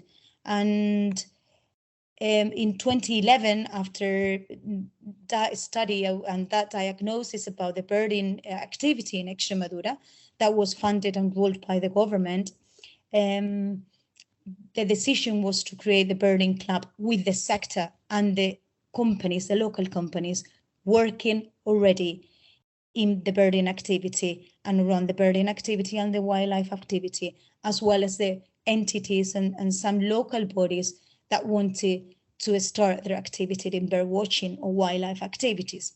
So the whole system and the machinery started, and the Birding Extremadura Club was created in 2012 as a voluntary group, bringing together public and private sectors and interests in order to develop bird watching in the region. So some of the important objectives and aims for the Birding Club was to support awareness for conservation, obviously to promote the bird watching activity and Extremadura as a bird watching destination nationally and internationally together, be part of the birding in Extremadura strategy for the region as a destination nationally and internationally, and also get to know each other well. Extremadura is a large area, as you saw and as you know, and for people being, or local companies being in the north or in rural areas, sometimes it's difficult. Not difficult, but it's not as easy as if you have all companies together in a location. So we are all spread over the place in Extremadura. And also with the Birding Club, we also detected and analyzed that the demand, the visitors coming to Extremadura, they were quite focused on the spring, and we wanted to distribute, obviously, the visitors through the year, from January to December, or apart from the hottest time of the year, summer. Winter, for instance, is excellent here. It's brilliant. And a few years ago, there were not many visitors coming in winter, but due to the promotion and some hard work, the Birding Extremadura Club has carried out together with the partners of the club. The winter also is been moving forward and improving as well. So there are also some points and bullets of criteria where the Birding Extremadura Club is formed by those private and public sector interests, bodies and companies, and they have to obviously have the same criteria in order to become members or partners, in this case, of the club. The companies and private sector that can become partners of the club are travel agencies, accommodation, specialized expert guides, birding and wildlife guides. And we included a few years ago a specific section for the wildlife photography services.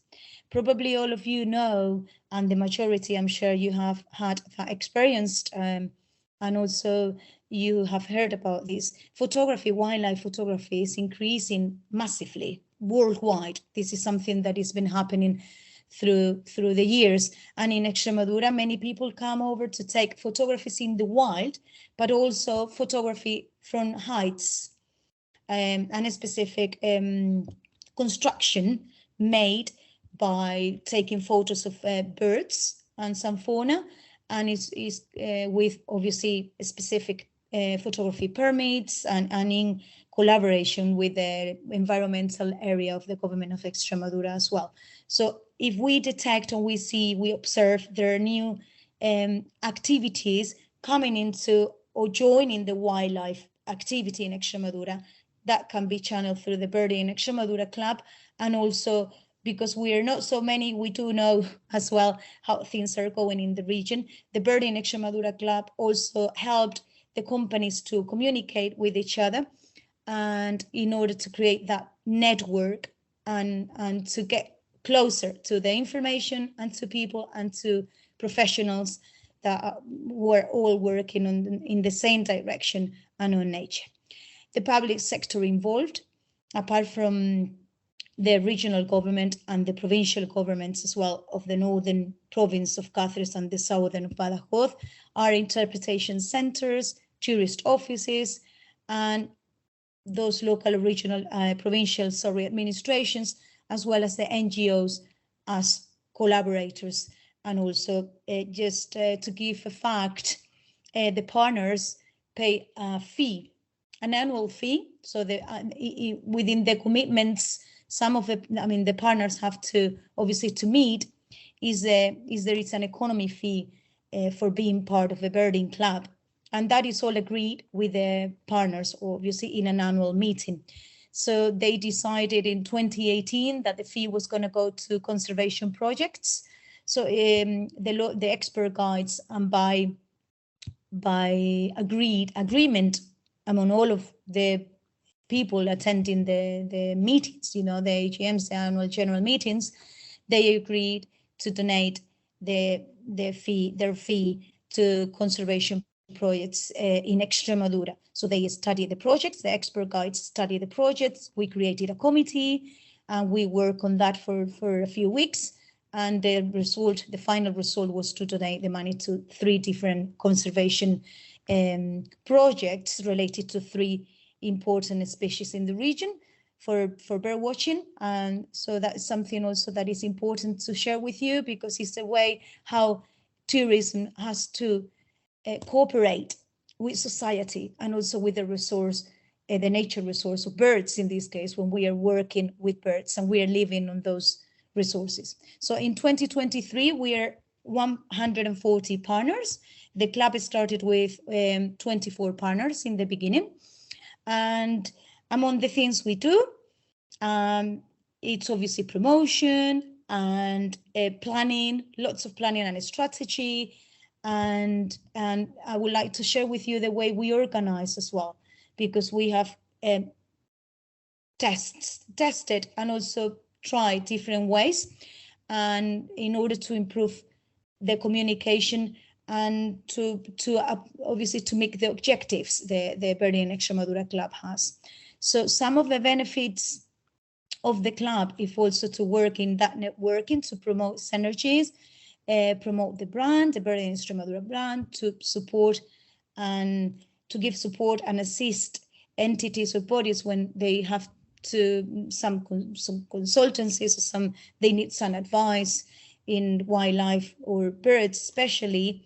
It's important also for us to make visible that Extremadura has something very important, that is this is a local community of experts, guides and accommodations and travel agencies and photography services. I mean, also administrations, people, professionals that are very committed to wildlife and nature, and they understand that sustainability and things we talk about in the paper can be a reality, and by facts and by action.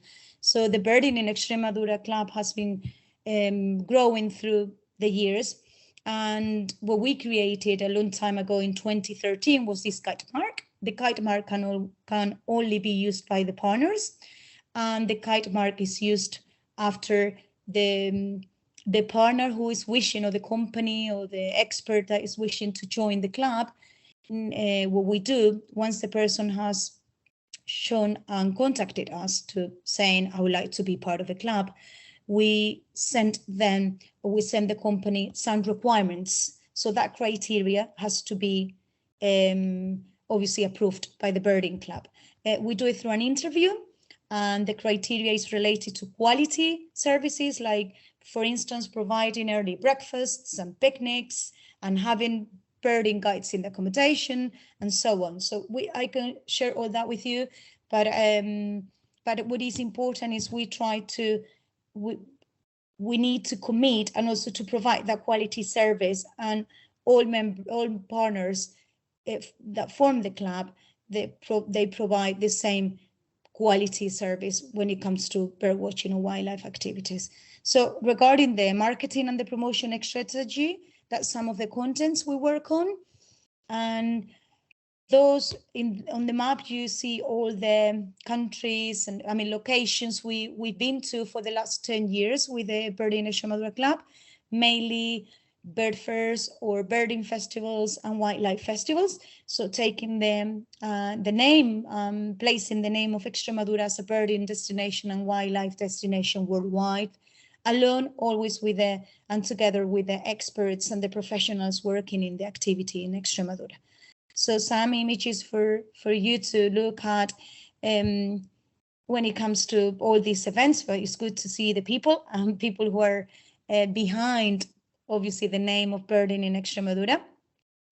And also through the Birding in Extremadura club, there is support of all these events and European projects that take place in Extremadura or are carried out by the Extremadura government. Also, Extremadura, with the Extremadura Birdwatching Fair, is part of the founders of the World Bird Fairs Council. That is, it was created also a few years ago, and it gathers all the birding festivals and bird fairs around the world. With these 10 years, we have reached about over 25,000, birding followers and wildlife lover followers, and we channel, and also we publish everything through these channels here, Facebook, Twitter, and Instagram. What we've been working on during all this time, and we consider very important since the very beginning, is to create very very high quality materials, and in order to make it accessible for everyone. So that's very important for the philosophy of the birding club. And so with the birds also, we have created the orchids and dragonflies and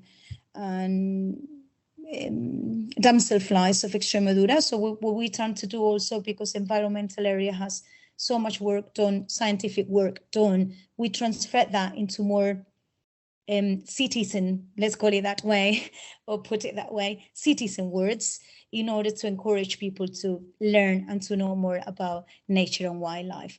All this information is digital. Sorry, I go back. And we also develop an app, a free app that you can download for your visits to Extremadura. When it's all the information of routes and birds, you can see in Extremadura. So for us, it's very important that people can move around easily and have access to quality information produced and made by birders and by people who are expert and study birds, monitor birds scientific wise, as well as they are guiding tours in the field every year, spring, autumn, and winter. So we put all that together, and we try to create the best materials for people to enjoy. So thank you very much for giving me the opportunity to share this fascinating project with you. And I hope in the future we can share some more information. Those are my details. So in case you need to contact me, I'll be very, very happy to assist you. Thanks ever so much for your attention.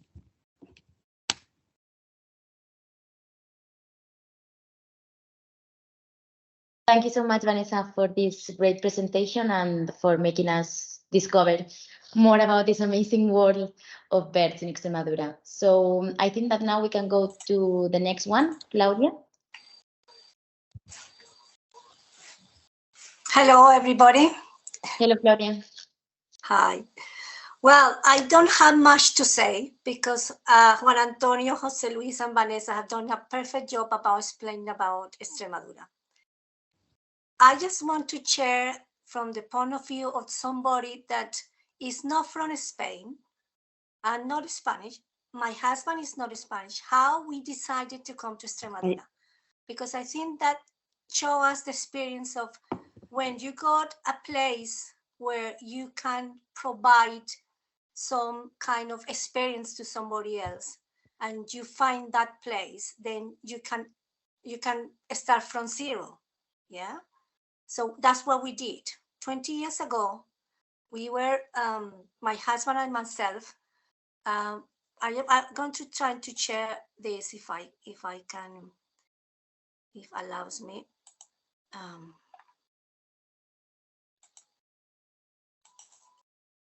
I think you can see it now, yeah? Can you see it? Yes. Yeah? Okay, so 20 years ago, we were living in, my husband is English, I'm Colombian. My degree is in the tourist industry, and Martin's is an ornithologist. So we both met in the Amazon forest of Colombia many years ago. And one of the dreams we had was to create some kind of place where we could share accommodation, and we could take people out and show them nature. Yeah. So that's what we did. We started with that, and we started to come to realize that we needed to find a place where we could develop from zero, but at the same time had a lot of reach not only for birds, for nature, but also things like they already mentioned, no? The sky, the gastronomy, everything, all the other elements that will make our so-called product something that we could share and show other people. So we came to Spain for about 7 years in a row, looking for a place where we could buy and we could develop this. And that's what all started there. So we came to North Spain, South Spain, everywhere. But when we came to Extremadura, we realized there was something that here that could help us to develop that. And not also that there was a place that was unspoiled, that there was something special about it, but it needed to be chosen to other people. And the way to show that to other people, it was through our home, that we could, in the beginning, the idea was to invite people, our friends, our people we knew all over the world, because we had lived in many places, that we can come and share our home with them. So we could prepare things at home, we got only 6 rooms, so we don't have many rooms, but we just wanted to show them how how Extremadura is. So that was the beginning of the idea, and this we started to create our own business. We started to do things for the people, and then we realized that how we can spend that, how we can expand, and how we could go further. So if you can see now, we created something is called Verde en Extremadura, and we created that many years ago, where that was 2002. And Martin came and he said, we need to share our passion for nature to other people. And the way to do it is that we show people in many ways what Extremadura is so wonderful. So we could go out, and Martin is a guide, and he goes out with them, and he will go and show people how is Extremadura.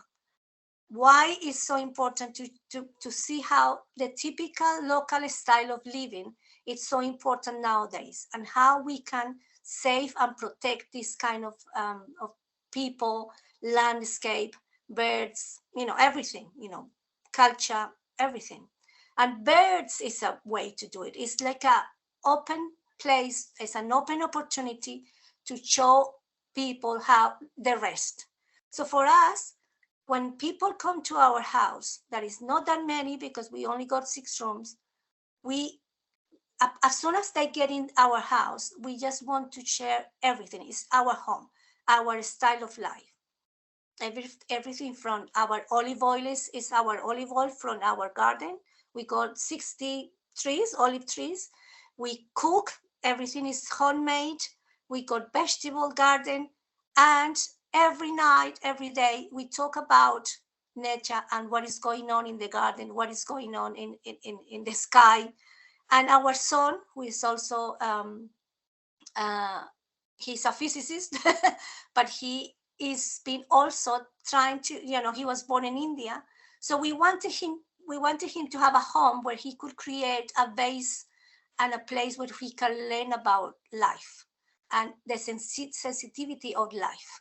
And I think that's what we want to share with people, that we have lost that contact. We have lost that moment of sharing with people, the sharing with the neighbor, sharing the simple things of life. So that's what we created, Casa Rural de Recuerdo. So what we do is to promote, to follow, we are in the club, as Vanessa explained, but what we do, we sell around the world all the experiences of having holidays with us. So we got like a spring holiday, for example, and we explain about what we do in more or less day by day. And people love that. The people love all the details of what I'm going to do, whatever. It's not perfect. Nature is not going to be perfect, and we're going to find the birds and everything in one place or in the place within. But the expectation of explaining to people what are the things that they could meet or follow or find, makes them the experience from many months before they come something very special. We noticed that, and we started to sell. What we do is we don't promote from 1 year to, in the same year. What I mean is we are already selling the spring of next year. Yeah. So 2023 was sold in 2022, and 2024 is now on sale and is almost full for 2024. And the autumn is, we are more or less we got a lot of people for autumn and winter. And when you create that, you create an expectation, and you start telling them and talking to them through the process of before they come on the holidays. So when they arrive in our Casa Rural, they arrive and they more or less know everything. They got a knowledge of friendship with us. They say, wow, we know everything. People, it makes me laugh because some people say, I've seen your garden, I know that, I want to sit there, because they already have the time to go to our house, go to our our place, and have rest. I'm a Reiki master, so I do complementary things to relax. I want people to relax, to feel at home, to feel that they can be close to nature, and they can also have the opportunity to relax. So I hope you understand what is the project. No, the project is no normal rural accommodation. There are many rural accommodation, and there are lovely places around Extremadura. But what we want to do is to share our home with people, and we want to explain to them how we live and how to save, nature. And through that is a way of life. It's our way of life. One of the things we also do a lot. Martin has got a blog online. And this is the way we really sell nowadays. We don't have publicity in many places. We don't go to, thanks to the Club de Producto, no? The Birding Club, we can reach many countries. And as Vanessa explained, we go to a lot of places, so we can reach that. But on the other hand, we don't publicize in a way that other people will do, like rural accommodation or how we sell things. The normal way. What we do is through knowledge, through experiences of telling people what to find. So Martin writes a lovely blog from time to time where he explains about what his experiences. For example, here he says from November to December, what to find. A lot of people say, how is Extremadura in the winter? It's nice. Can I come?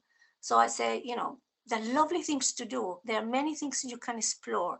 And in a way that you write and you explain to people, people get to think, wow, I should go there. I could spend, winter there. This is all the lovely birds I can see. Yeah.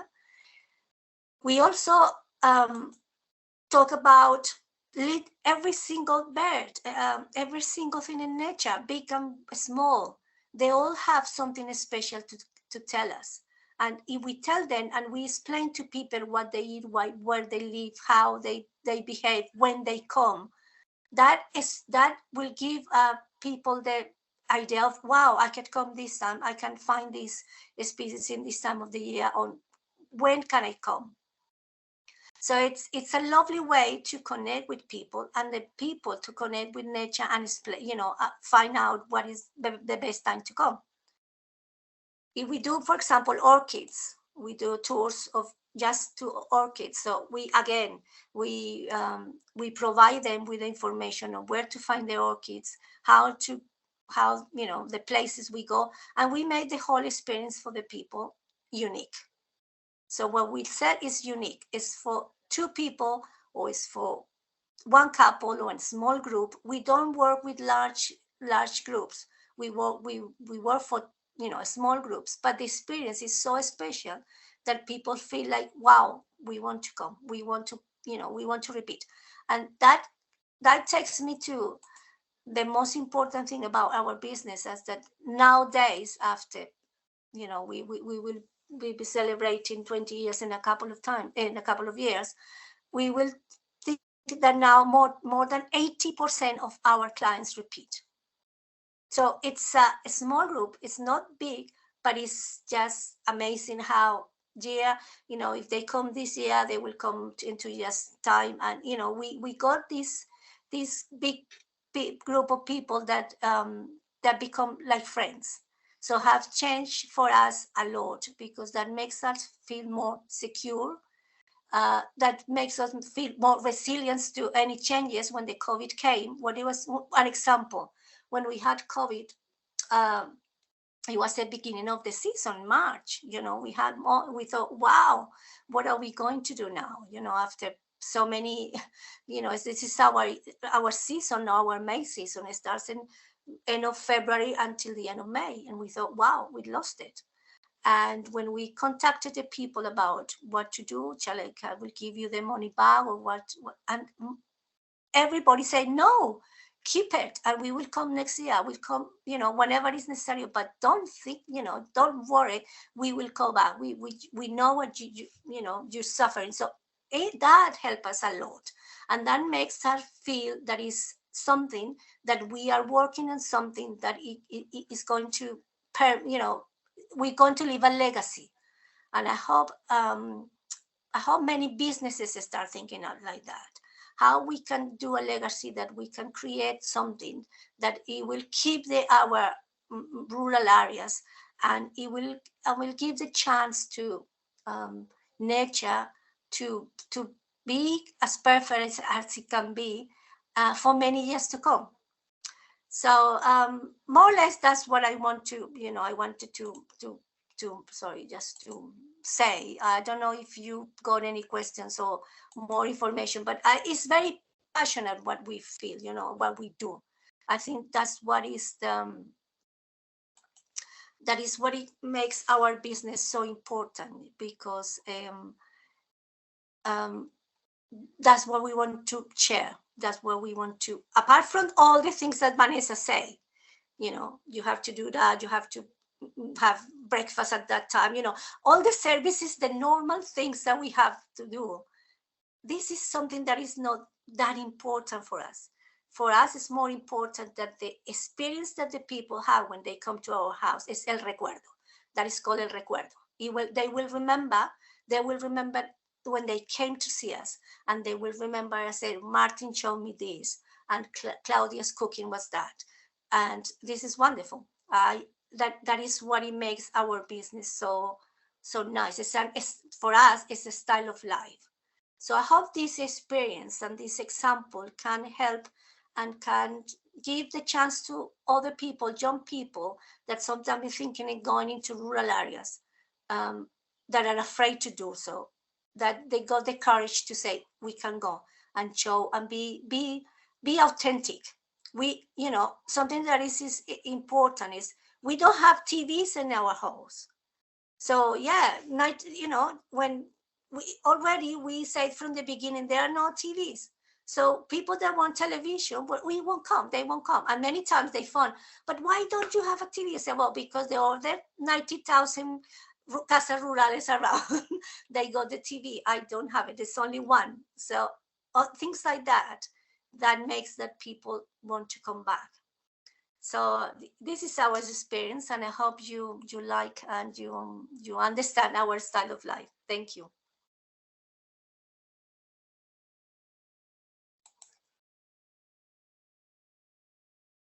Thank you so much, Claudia, for sharing your experience with El Recuerdo and showcase that with passion and an idea, you can get everything what you want. So after the session, I think that we can go to the questions and answers. So maybe Juan, if you want to moderate it. Okay, I will moderate it, obviously, but also just a little statement just before we came into the questions, if there are any. What we want to show here, I'm just talking especially to the guys from Finland, Romania, or Slovenia, are that I think we share similar conditions in terms of rural area, low population density. obviously we have many differences in terms of geography, in terms of weather, but we just wanted to share with you this the situation in this case of two of our best ambassadors in birding and in astrotourism, and also in both cases, Jose Luis and Cristina, which is already with us. Jose Luis had to left. Both cases are people that came from different places. Claudia has already told us that's from Colombia and in the UK, and Cristina and Jose Luis, they came from northern Spain, from Navarra. So as Claudia has just said, I mean, there is a lot of space, not only physical, but also economical, but also ideas, and also entrepreneurial opportunities for people if they decide to go into these kind of places, same as Sibiu, same as Cusamo, same as Extremadura. It's a pity that sometimes people from outside has to be aware of that and came here. I'm from Extremadura myself too, so I just came from Madrid years ago. But anyway, this is a thing that you can share with people, and especially with local people, just to offer them this kind of possibilities. So just summing up, we just wanted to show some elements, some experiences, people really passionate. We also have to think that this is, and I would say I will prefer it to keep as a niche market, because it is a specialized one. Returns are different from a mass market, has some other problems, but has also its own positive elements. But also you have to keep in mind that you have to have a knowledge of what you are selling. I mean, it's not just selling something in a beach, just going under the sun. It's selling knowledge, it's selling passion, it's selling also a great commitment in how they do the things. Just make them, just to explain, though they have made in general, how they are already tackling with triple transition. When they just keep it local product, they just keeping with low pollution, both in terms of light, both in terms of waste, and also with technology. Claudia just told us through the blog, Cristina, with all the programs they have developed in order to keep in line with hosting and so on, and also with the resilience. They just trying to do things differently from others, that offers this differentiation that can keep well ahead of what many others do. So, just to offer you some insight, or at least what we believe are the insight of of this lecture. So, free to hear from you any questions you may have, and obviously just know that we will be hearing as experts for all of you in case you get some needs or special questions just after this webinar for the project, then next one, and so on. So that's all for me.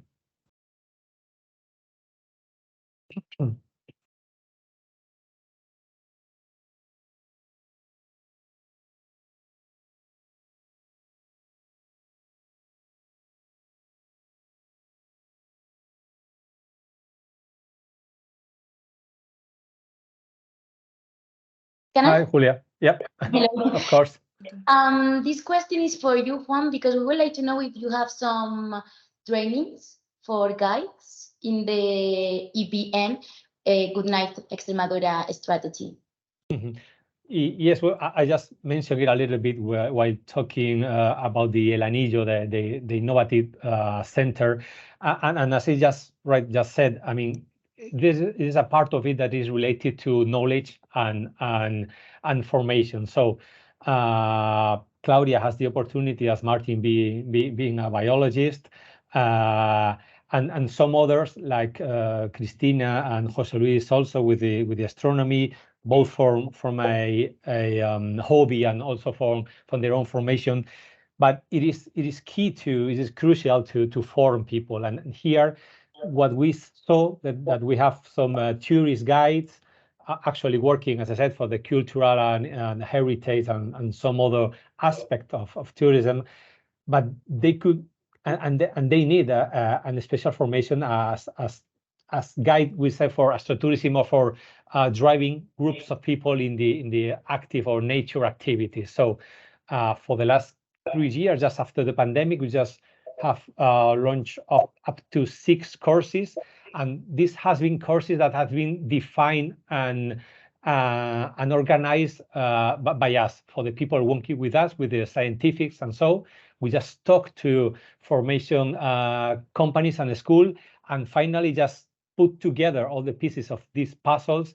So the regional employment service and also the national one accept this formation, which goes up, as I said, up to 360 or 40 or 60 hours as a national official formation for this kind of guides.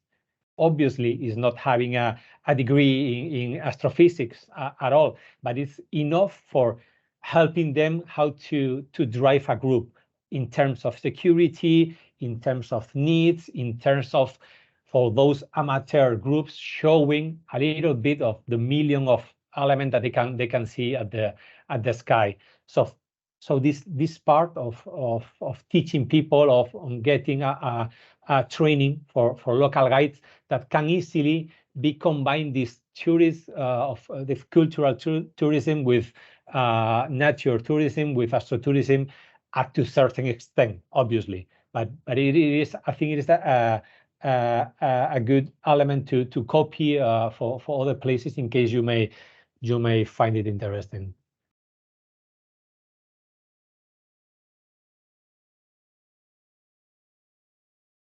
Hi, Marta. You have the micro closed. Oh. Hi, nice to meet you. Thank you very much, all of you.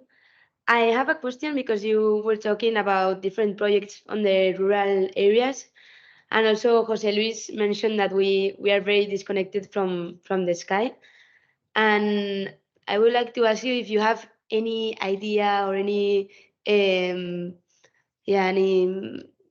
idea on how to bring astrotourism or bird watching to the cities, to towns, because people in the end, most part of the population are living in towns, and I think it's a very nice experience and a very important part of the human experience. So I think it's important to bring it back to the town also. I will let question. Thanks, Vanessa or Claudia, if they want to just to talk about the birding experience in urban areas, and then we'll just go after that. Yeah, Okay. I will say that what we normally do is, when people come to our place that that don't have experience about nature, or we teach them, we give them the tools, we give them a lot of information about the sky. We take time. It's not only accommodation and I give you the key and you blah blah blah blah. No, we normally do things that we create at nighttime. When people go out, oh God, look, this is the stars. We start explaining people, and people is like, oh, wow, this is nice. And then they get into that. It's like you have to, in a way, you need to tell them and sometimes with birds. Sometimes I say to people, oh, look, can you hear that? Yeah, oh, that bird, it just arrived. And they say, how do you know? I said, because I know, and the sound. So people start to realize that. It's difficult once they're here. How to do it when they are, in the cities, and convince them to do it. I would say that is more difficult, but I think Vanessa could talk about how we do that. Thank you so much, Marta. It's very interesting, and also I think what Claudia is referring to is that we are all storytellers. So it's very important to have a story behind what you are and also what your business is based on. But regarding to the cities, I think, for instance, with the birding club and with the Extremadura Tourist Board, every single birding festival, and some birding festivals take place in cities, like the one in Cáceres that is happening the next week. So it'll be the 5th and the 6th of May. It's been happening for 13 years, and each festival has some specialist contents for people who study birds or scientific purposes, plus also travel industry involves and all that, plus environmental activities. That's a must, because that's something. Education is something that is part of everything. And I think when the city is not coming to you, you've got to go to the city. So for promotional purposes, for us as a destination, it's very important to be where people in cities are. And once you have these people together, you've got to tell them about the birds. But I think there is a strategy, and education is something that is it comes with tourism. But we were saying about knowledge, we were saying this is a different way of understanding things. Claudia and also Christina, they run businesses they know about since the very beginning, plus also they work with colleagues that and we share information and we share knowledge. Training wise, for instance, with the birding club, we also share information and training. So for instance, Martin Kelsey, Martin Claudia's husband, is an expert. He's obviously an academic ornithologist, and he's an expert on warblers and calls. And so what we do, once if the partners of the club say we'd like to learn about something, we all gather together who's the expert on this and we share information. And with the cities, it's something that we all, entities and private companies, we need to work on harder. Okay. But festivals is one tool, very important. Events, very important. Very good. Thank you. Also, as you said, Vanessa, it's a kind of a storytelling. I mean, for example, just as I said, I come from Madrid. People in Madrid, they don't notice till you told them that there are some seagulls, for example, in Madrid. I mean, we obviously always think that seagulls are only at the coast, or in Madrid there are a lot. I mean, and in almost every place in Europe, at the very first moment that there are a lot of human waste. So that's the element they need. And through this kind of little stories, you can help the people understand and get them interested into this kind of different tourists and different products.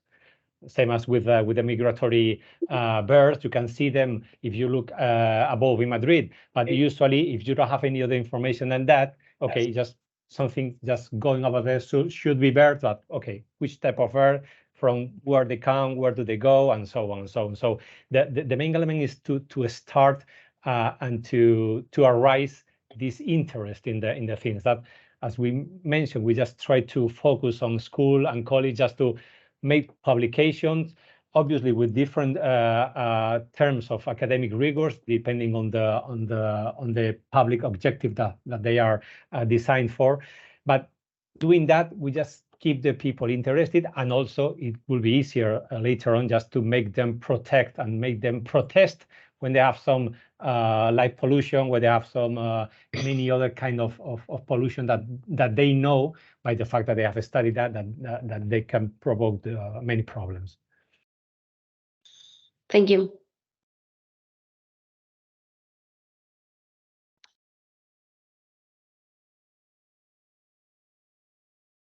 Hi, Semina.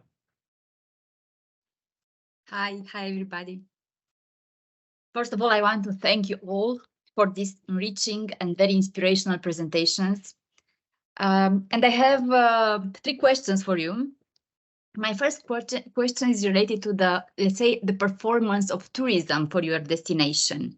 And I'm very curious to find out what is the length of stay in your destination, since you are providing such quality products. And normally it should come with a longer stay for your visitors. And I'm very curious to find the figure. Then I think it's very it was very enriching for us to find out about the biodiversity of your region. And I'm curious to find out, how do you transfer this knowledge to your tourism service providers? Because I know there are a lot of specialists, but I think that each and every tourist provider could be an ambassador for this great biodiversity? So this is a second question. And the third one, yesterday you got a question from the European Commission asking us what could be the contribution of tourism accommodation for preserving the biodiversity. And they are giving some figures like, I don't know, less than 1% of the turnover, yearly turnover of an accommodation unit. In our region, we don't have administrations for our natural areas, so it will be very difficult to say how we can contribute to preserve the biodiversity and to whom to give the money. But in your region, where you have also a park, a nature park, and you have all these biodiversity reserves, I'm curious, what is your feedback about this question of the European Commission? Thank you. Welcome. Okay, for the stays, maybe Vanessa as a whole for Birdie may say something, or Claudia as their own experience, and also Christina for their own one. So please be free to speak. Well, hello, this is Christina. Nice to meet you all. It's a pleasure to be here and share this topic with you. I'm talking a little bit in the name of EI because José Luis has to leave, and I'm also a partner of him in the business. Regarding the night sky and what we sell, which is the astronomy, astrotourism, what I can tell is that we have first a norm is that we do not admit stays shorter than 2 nights. We do it like this because we have little houses. We don't have rooms, so it would be very difficult to maintain and to sustain. And in general, the local tourism that comes from all over Spain, they can stay only 2 days because it's more or less weekends and things like this. But luckily, when we talk about the foreign tourism, they come for minimum a week. Because, of course, to reach here, it takes a while. If you come from, well, we are 4 hours away by road from Madrid. Well, we are 1 hour and a half from the closest airport, which is the city of Seville. So when foreigners come from outside, they normally stay within 1 week. This is what I can tell you. And a little bit of information about how we can, by doing tourism, support the environmental. I had this, well, the other day I also had a chat about tourism and how damaged the tourism, the massive tourism has done to the beaches in Spain, for instance, and to all the coast, which there are such huge buildings, and that, from my point of view, is terrible what we have done with the coastline.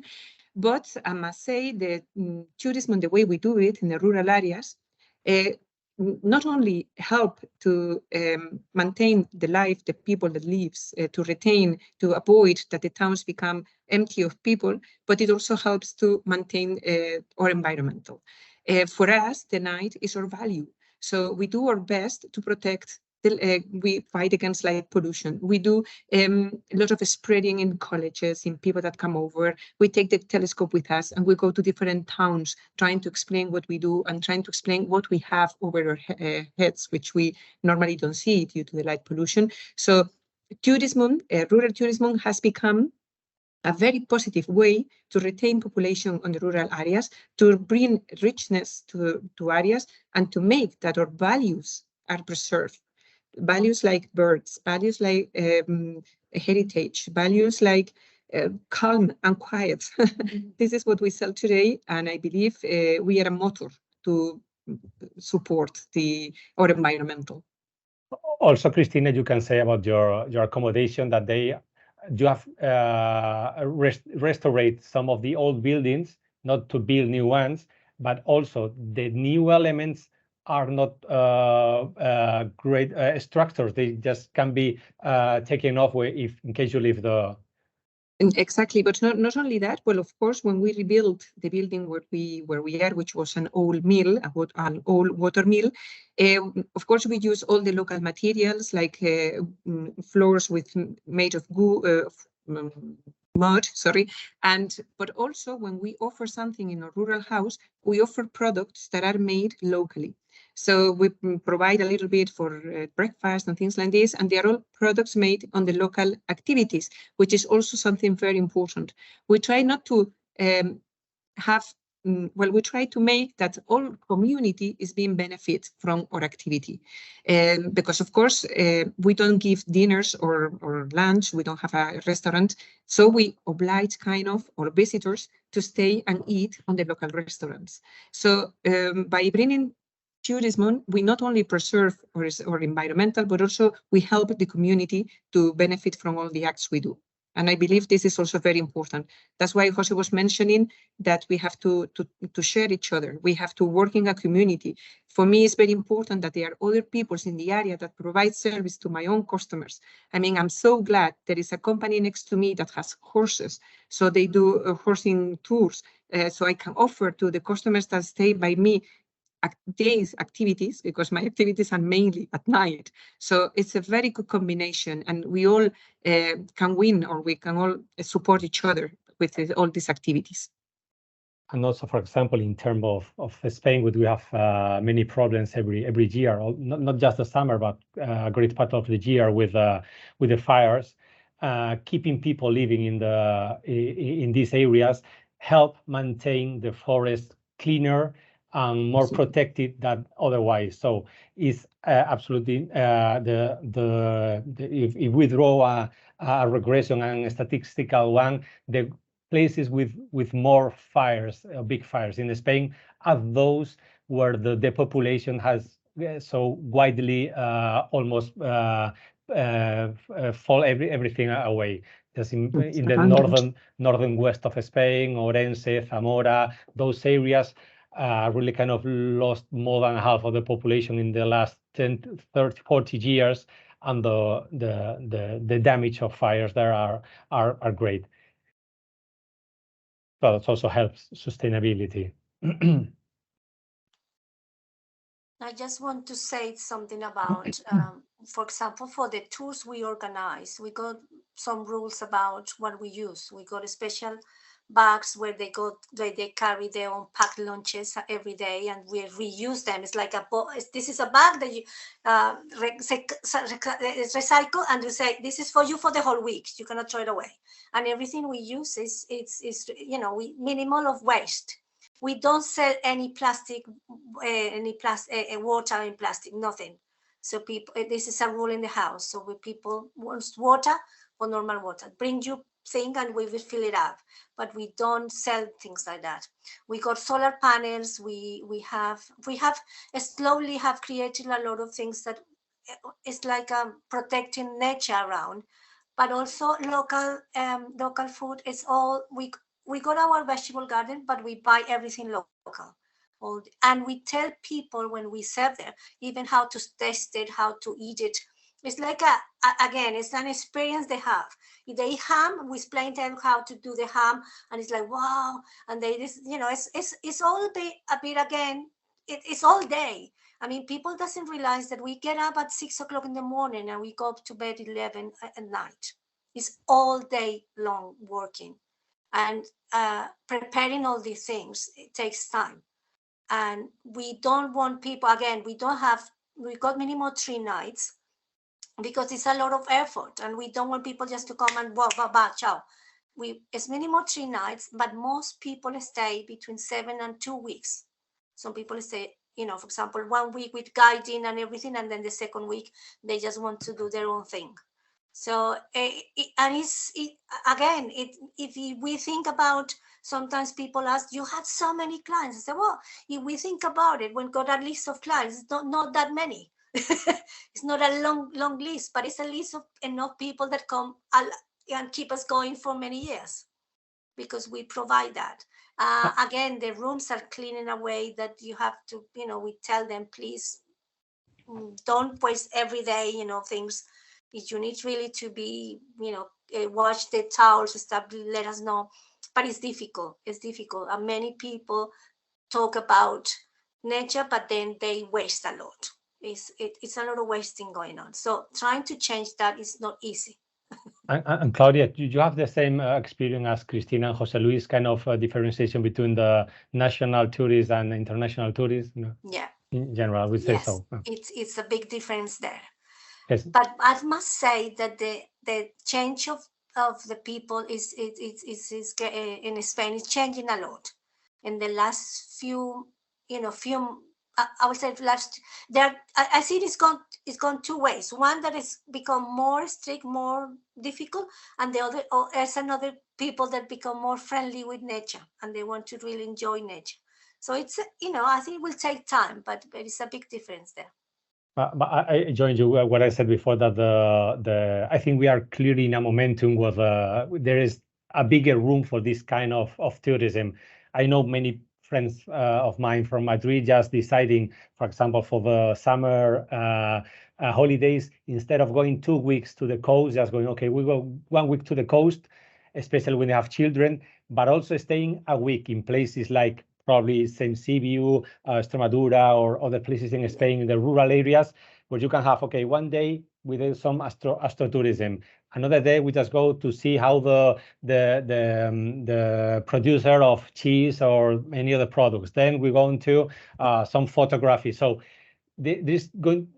I think it's beginning to develop and growing this kind of new experience that they search. Not only that, okay, we just want to go away from Madrid for the weekend, which is of course sometimes a necessity, but also just to find different things, not only to leave that behind, but also to find some other. Well, just one last thing we say, that we receive small groups from the UK, from Holland, Germany, small groups sometimes. And one of the rules is that some money of that should go to AMUS, which is a hospital, wildlife hospital in Extremadura, that look after animals, like birds that have been, some problems. So we ask them that a percentage of the holidays should go to that. And we got here at home something, and we tell them, say this company has donated this, and we do it every year. So this is also, we also do that. And Martina does a lot of investigation about birds. He keeps seeing what is going on. If he sees something that is not right, he goes and look why it's not right, because this is important. This is our business and this is our resource. And if it's destroyed, then that's it. We don't have birds. So that will be a damage. Yeah. So yeah. I think, Simina, what is very important here, we have like two samples of sustainability. Sometimes when we think of economy and growing, sometimes, you tend to think growing to or up to where. So when you come from a rural area, very spread over, we're talking about huge, you probably are very similar where you are. Even though you have a plus, because education is already within your system, I'm sure. I mean, nature is within the educational system, but like probably a huge area. But here, all that interest where you are all mentioning, people in cities, or with the pandemic, many people who were stuck in cities, they also gave themselves the opportunity to go out to be in nature and learn about birding a few years ago, or looking up the sky. And that was something that only a few people, were the brave ones to do, because it was like a language from a different planet. That's just for all those people who like watching birds. What is that? Some people really thought about it like that. And now, for instance, and Claudia can tell with birds, I remember 20 years ago in Monfragüe National Park, the local people even said, oh, these people, what are they watching? They're looking at the rocks for ages. And what are they looking at? And they thought probably the eagle, the vultures, and now they're so proud of their vultures and their eagles. They say, oh, these people, they come to learn about and to know and to watch their birds. So it's something that only a few probably understood the activity. And I think there are many similarities between astrotourism or stargazing and birding, because it's something that many people think is only for specialists. And when we started working with all together in the birding club, all experts, we all agreed, even say, let's make it popular. Let's talk about this in the society language. Our language, our message, we know each other. We know how, we need to treat nature. We know we care about the planet. We've got all that inside us, but we need some guardians. We need more people like us. So I think birding and astrotourism is something that is now in Spain, it's a big opportunity for both areas, all the wildlife activities and the rural activities. But I must say they need support. That's important also, because sometimes it's not easy in general. I mean, we need, as we were saying, from an economy point of view, it's all these groups, birding or rural tourism in general, or Christina's business, they all welcome very small groups. We're talking about 6, 12 people, which is brilliant. That's sustainable. And I think, you need infrastructure in the rural world. I mean, you need someone who's got horses and someone who doesn't give up for instance, the taking care of the Iberian pigs activity, something that still works on the cork trees production. Otherwise, we need things to show and to share. So it's a network, and everything, it's important.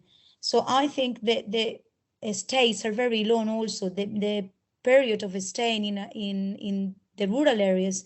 In our study in 2011, when the first time we monitored the visitors coming to Extremadura to watch birds, the average was 5 nights. 5 nights, 6 days. That's a good number. So sometimes what is more important, the quality or the quantity? So I think the quality, I mean, we need to focus on quality in the rural areas, and because the quantity, sometimes you need to measure it well, and it's a different way of life and thinking. So it's good to bring you were mentioning also about the biodiversity, and that is biodiversity, because keeping the diverse up and healthy in nature is the key to maintain the rest of the chain. Otherwise, birds will be affected, the sky or the pollution will be affected. So it's a matter of all of us, I think. And tourism is a great tool to approach people.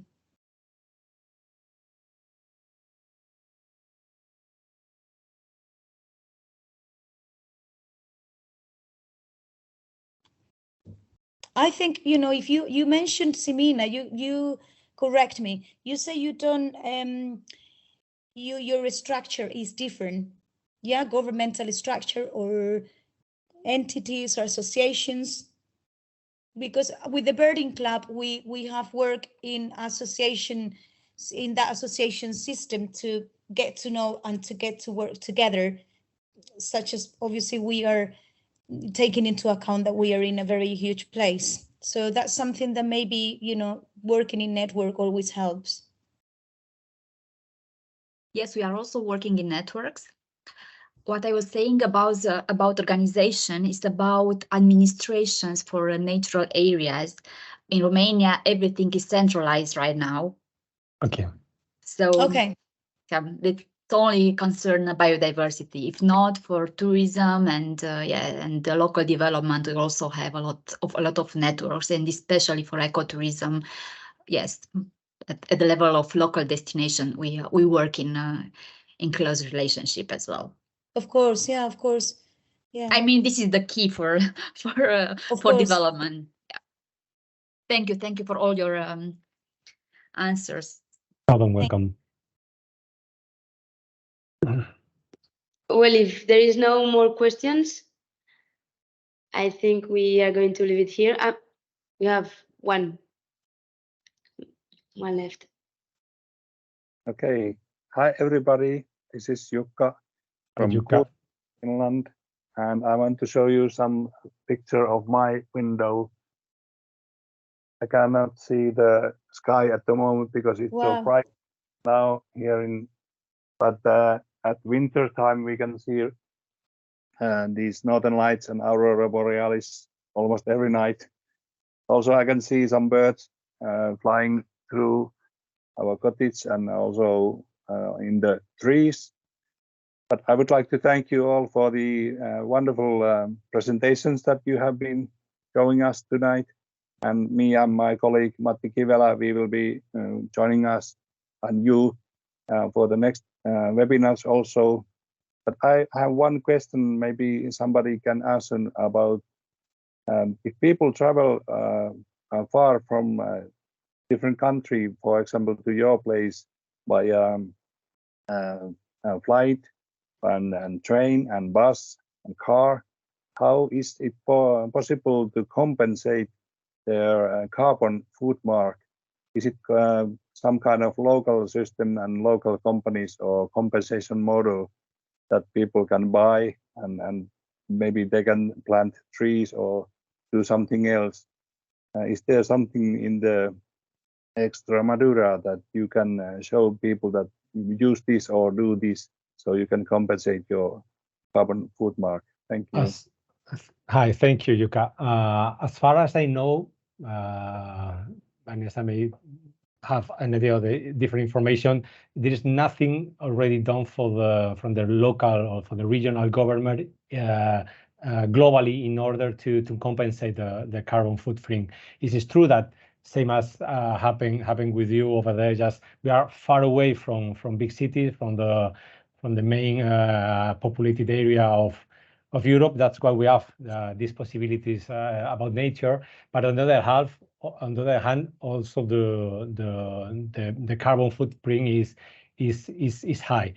I might say I know from my own experience people like Cristina and Jose Luis. I think they are planting some oak trees. Vanessa also told about the old trees with cork, which is used for the bottles mainly, but from other product. This area of Spain and Portugal is the biggest producers of cork, and this kind of trees usually has been laid a bit out the normal plantation or crops because they are not so easy money and no quick money for the people. But you know, there are companies like them just growing new ones and trying to help in that terms, or as Claudia says, not directly to the carbon footprint, but also in terms of making people notice that they can help initiatives here like this one from Amos with a hospital for wildlife. I don't know, Vanessa, you have any other information from other programs or situations that, but I just noticed that just to speak with my bosses, which I think is something that we could really offer in terms of making a differentiation from other places. I mean, we have the land, we have the opportunity to do that. Yes, yeah, I totally agree. It's very interesting thing. I mean, very interesting subject to look into. We even with the birding club, we had the opportunity in our last meeting to investigate, to look deeply into the footprint seriously, because there are so many also organizations behind it, and we were analyzing different, you know, we were basically studying the ways of doing it, and also I was sharing information with the experts and the guides in the birding club to look into together, because it's a little bit biased sometimes. I mean, the footprint is not the only thing.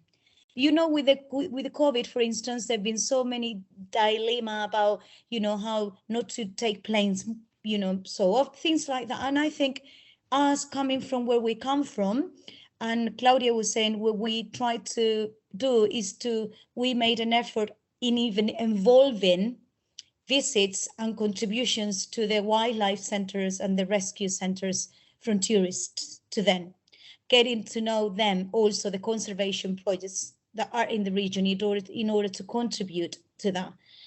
Also the guides, they work with local restaurants, local cafes, local museums. So there are many ways of improving that. We don't have like a tax or something like that for the footprint, but I think it's something that is important to study as well. There are also the conservation organizations here. They do plant the trees with activities in society already. So we wanted to do something more remarkable, I mean, more specific, I think, towards that. But it's very interesting, very interesting. Well, thank you very much for the question, and it's very appropriate since we are having next week our training on sustainability.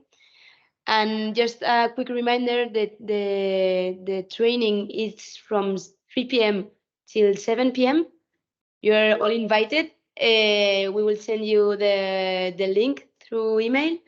And yeah, thank you very much, all of you, for your interventions, for your questions, and for all the experience and the knowledge you shared this afternoon. So have a nice evening, and we see each other next week. Okay, see ya. Bye. Bye. Thank you. See you Bye. soon. Bye. Bye.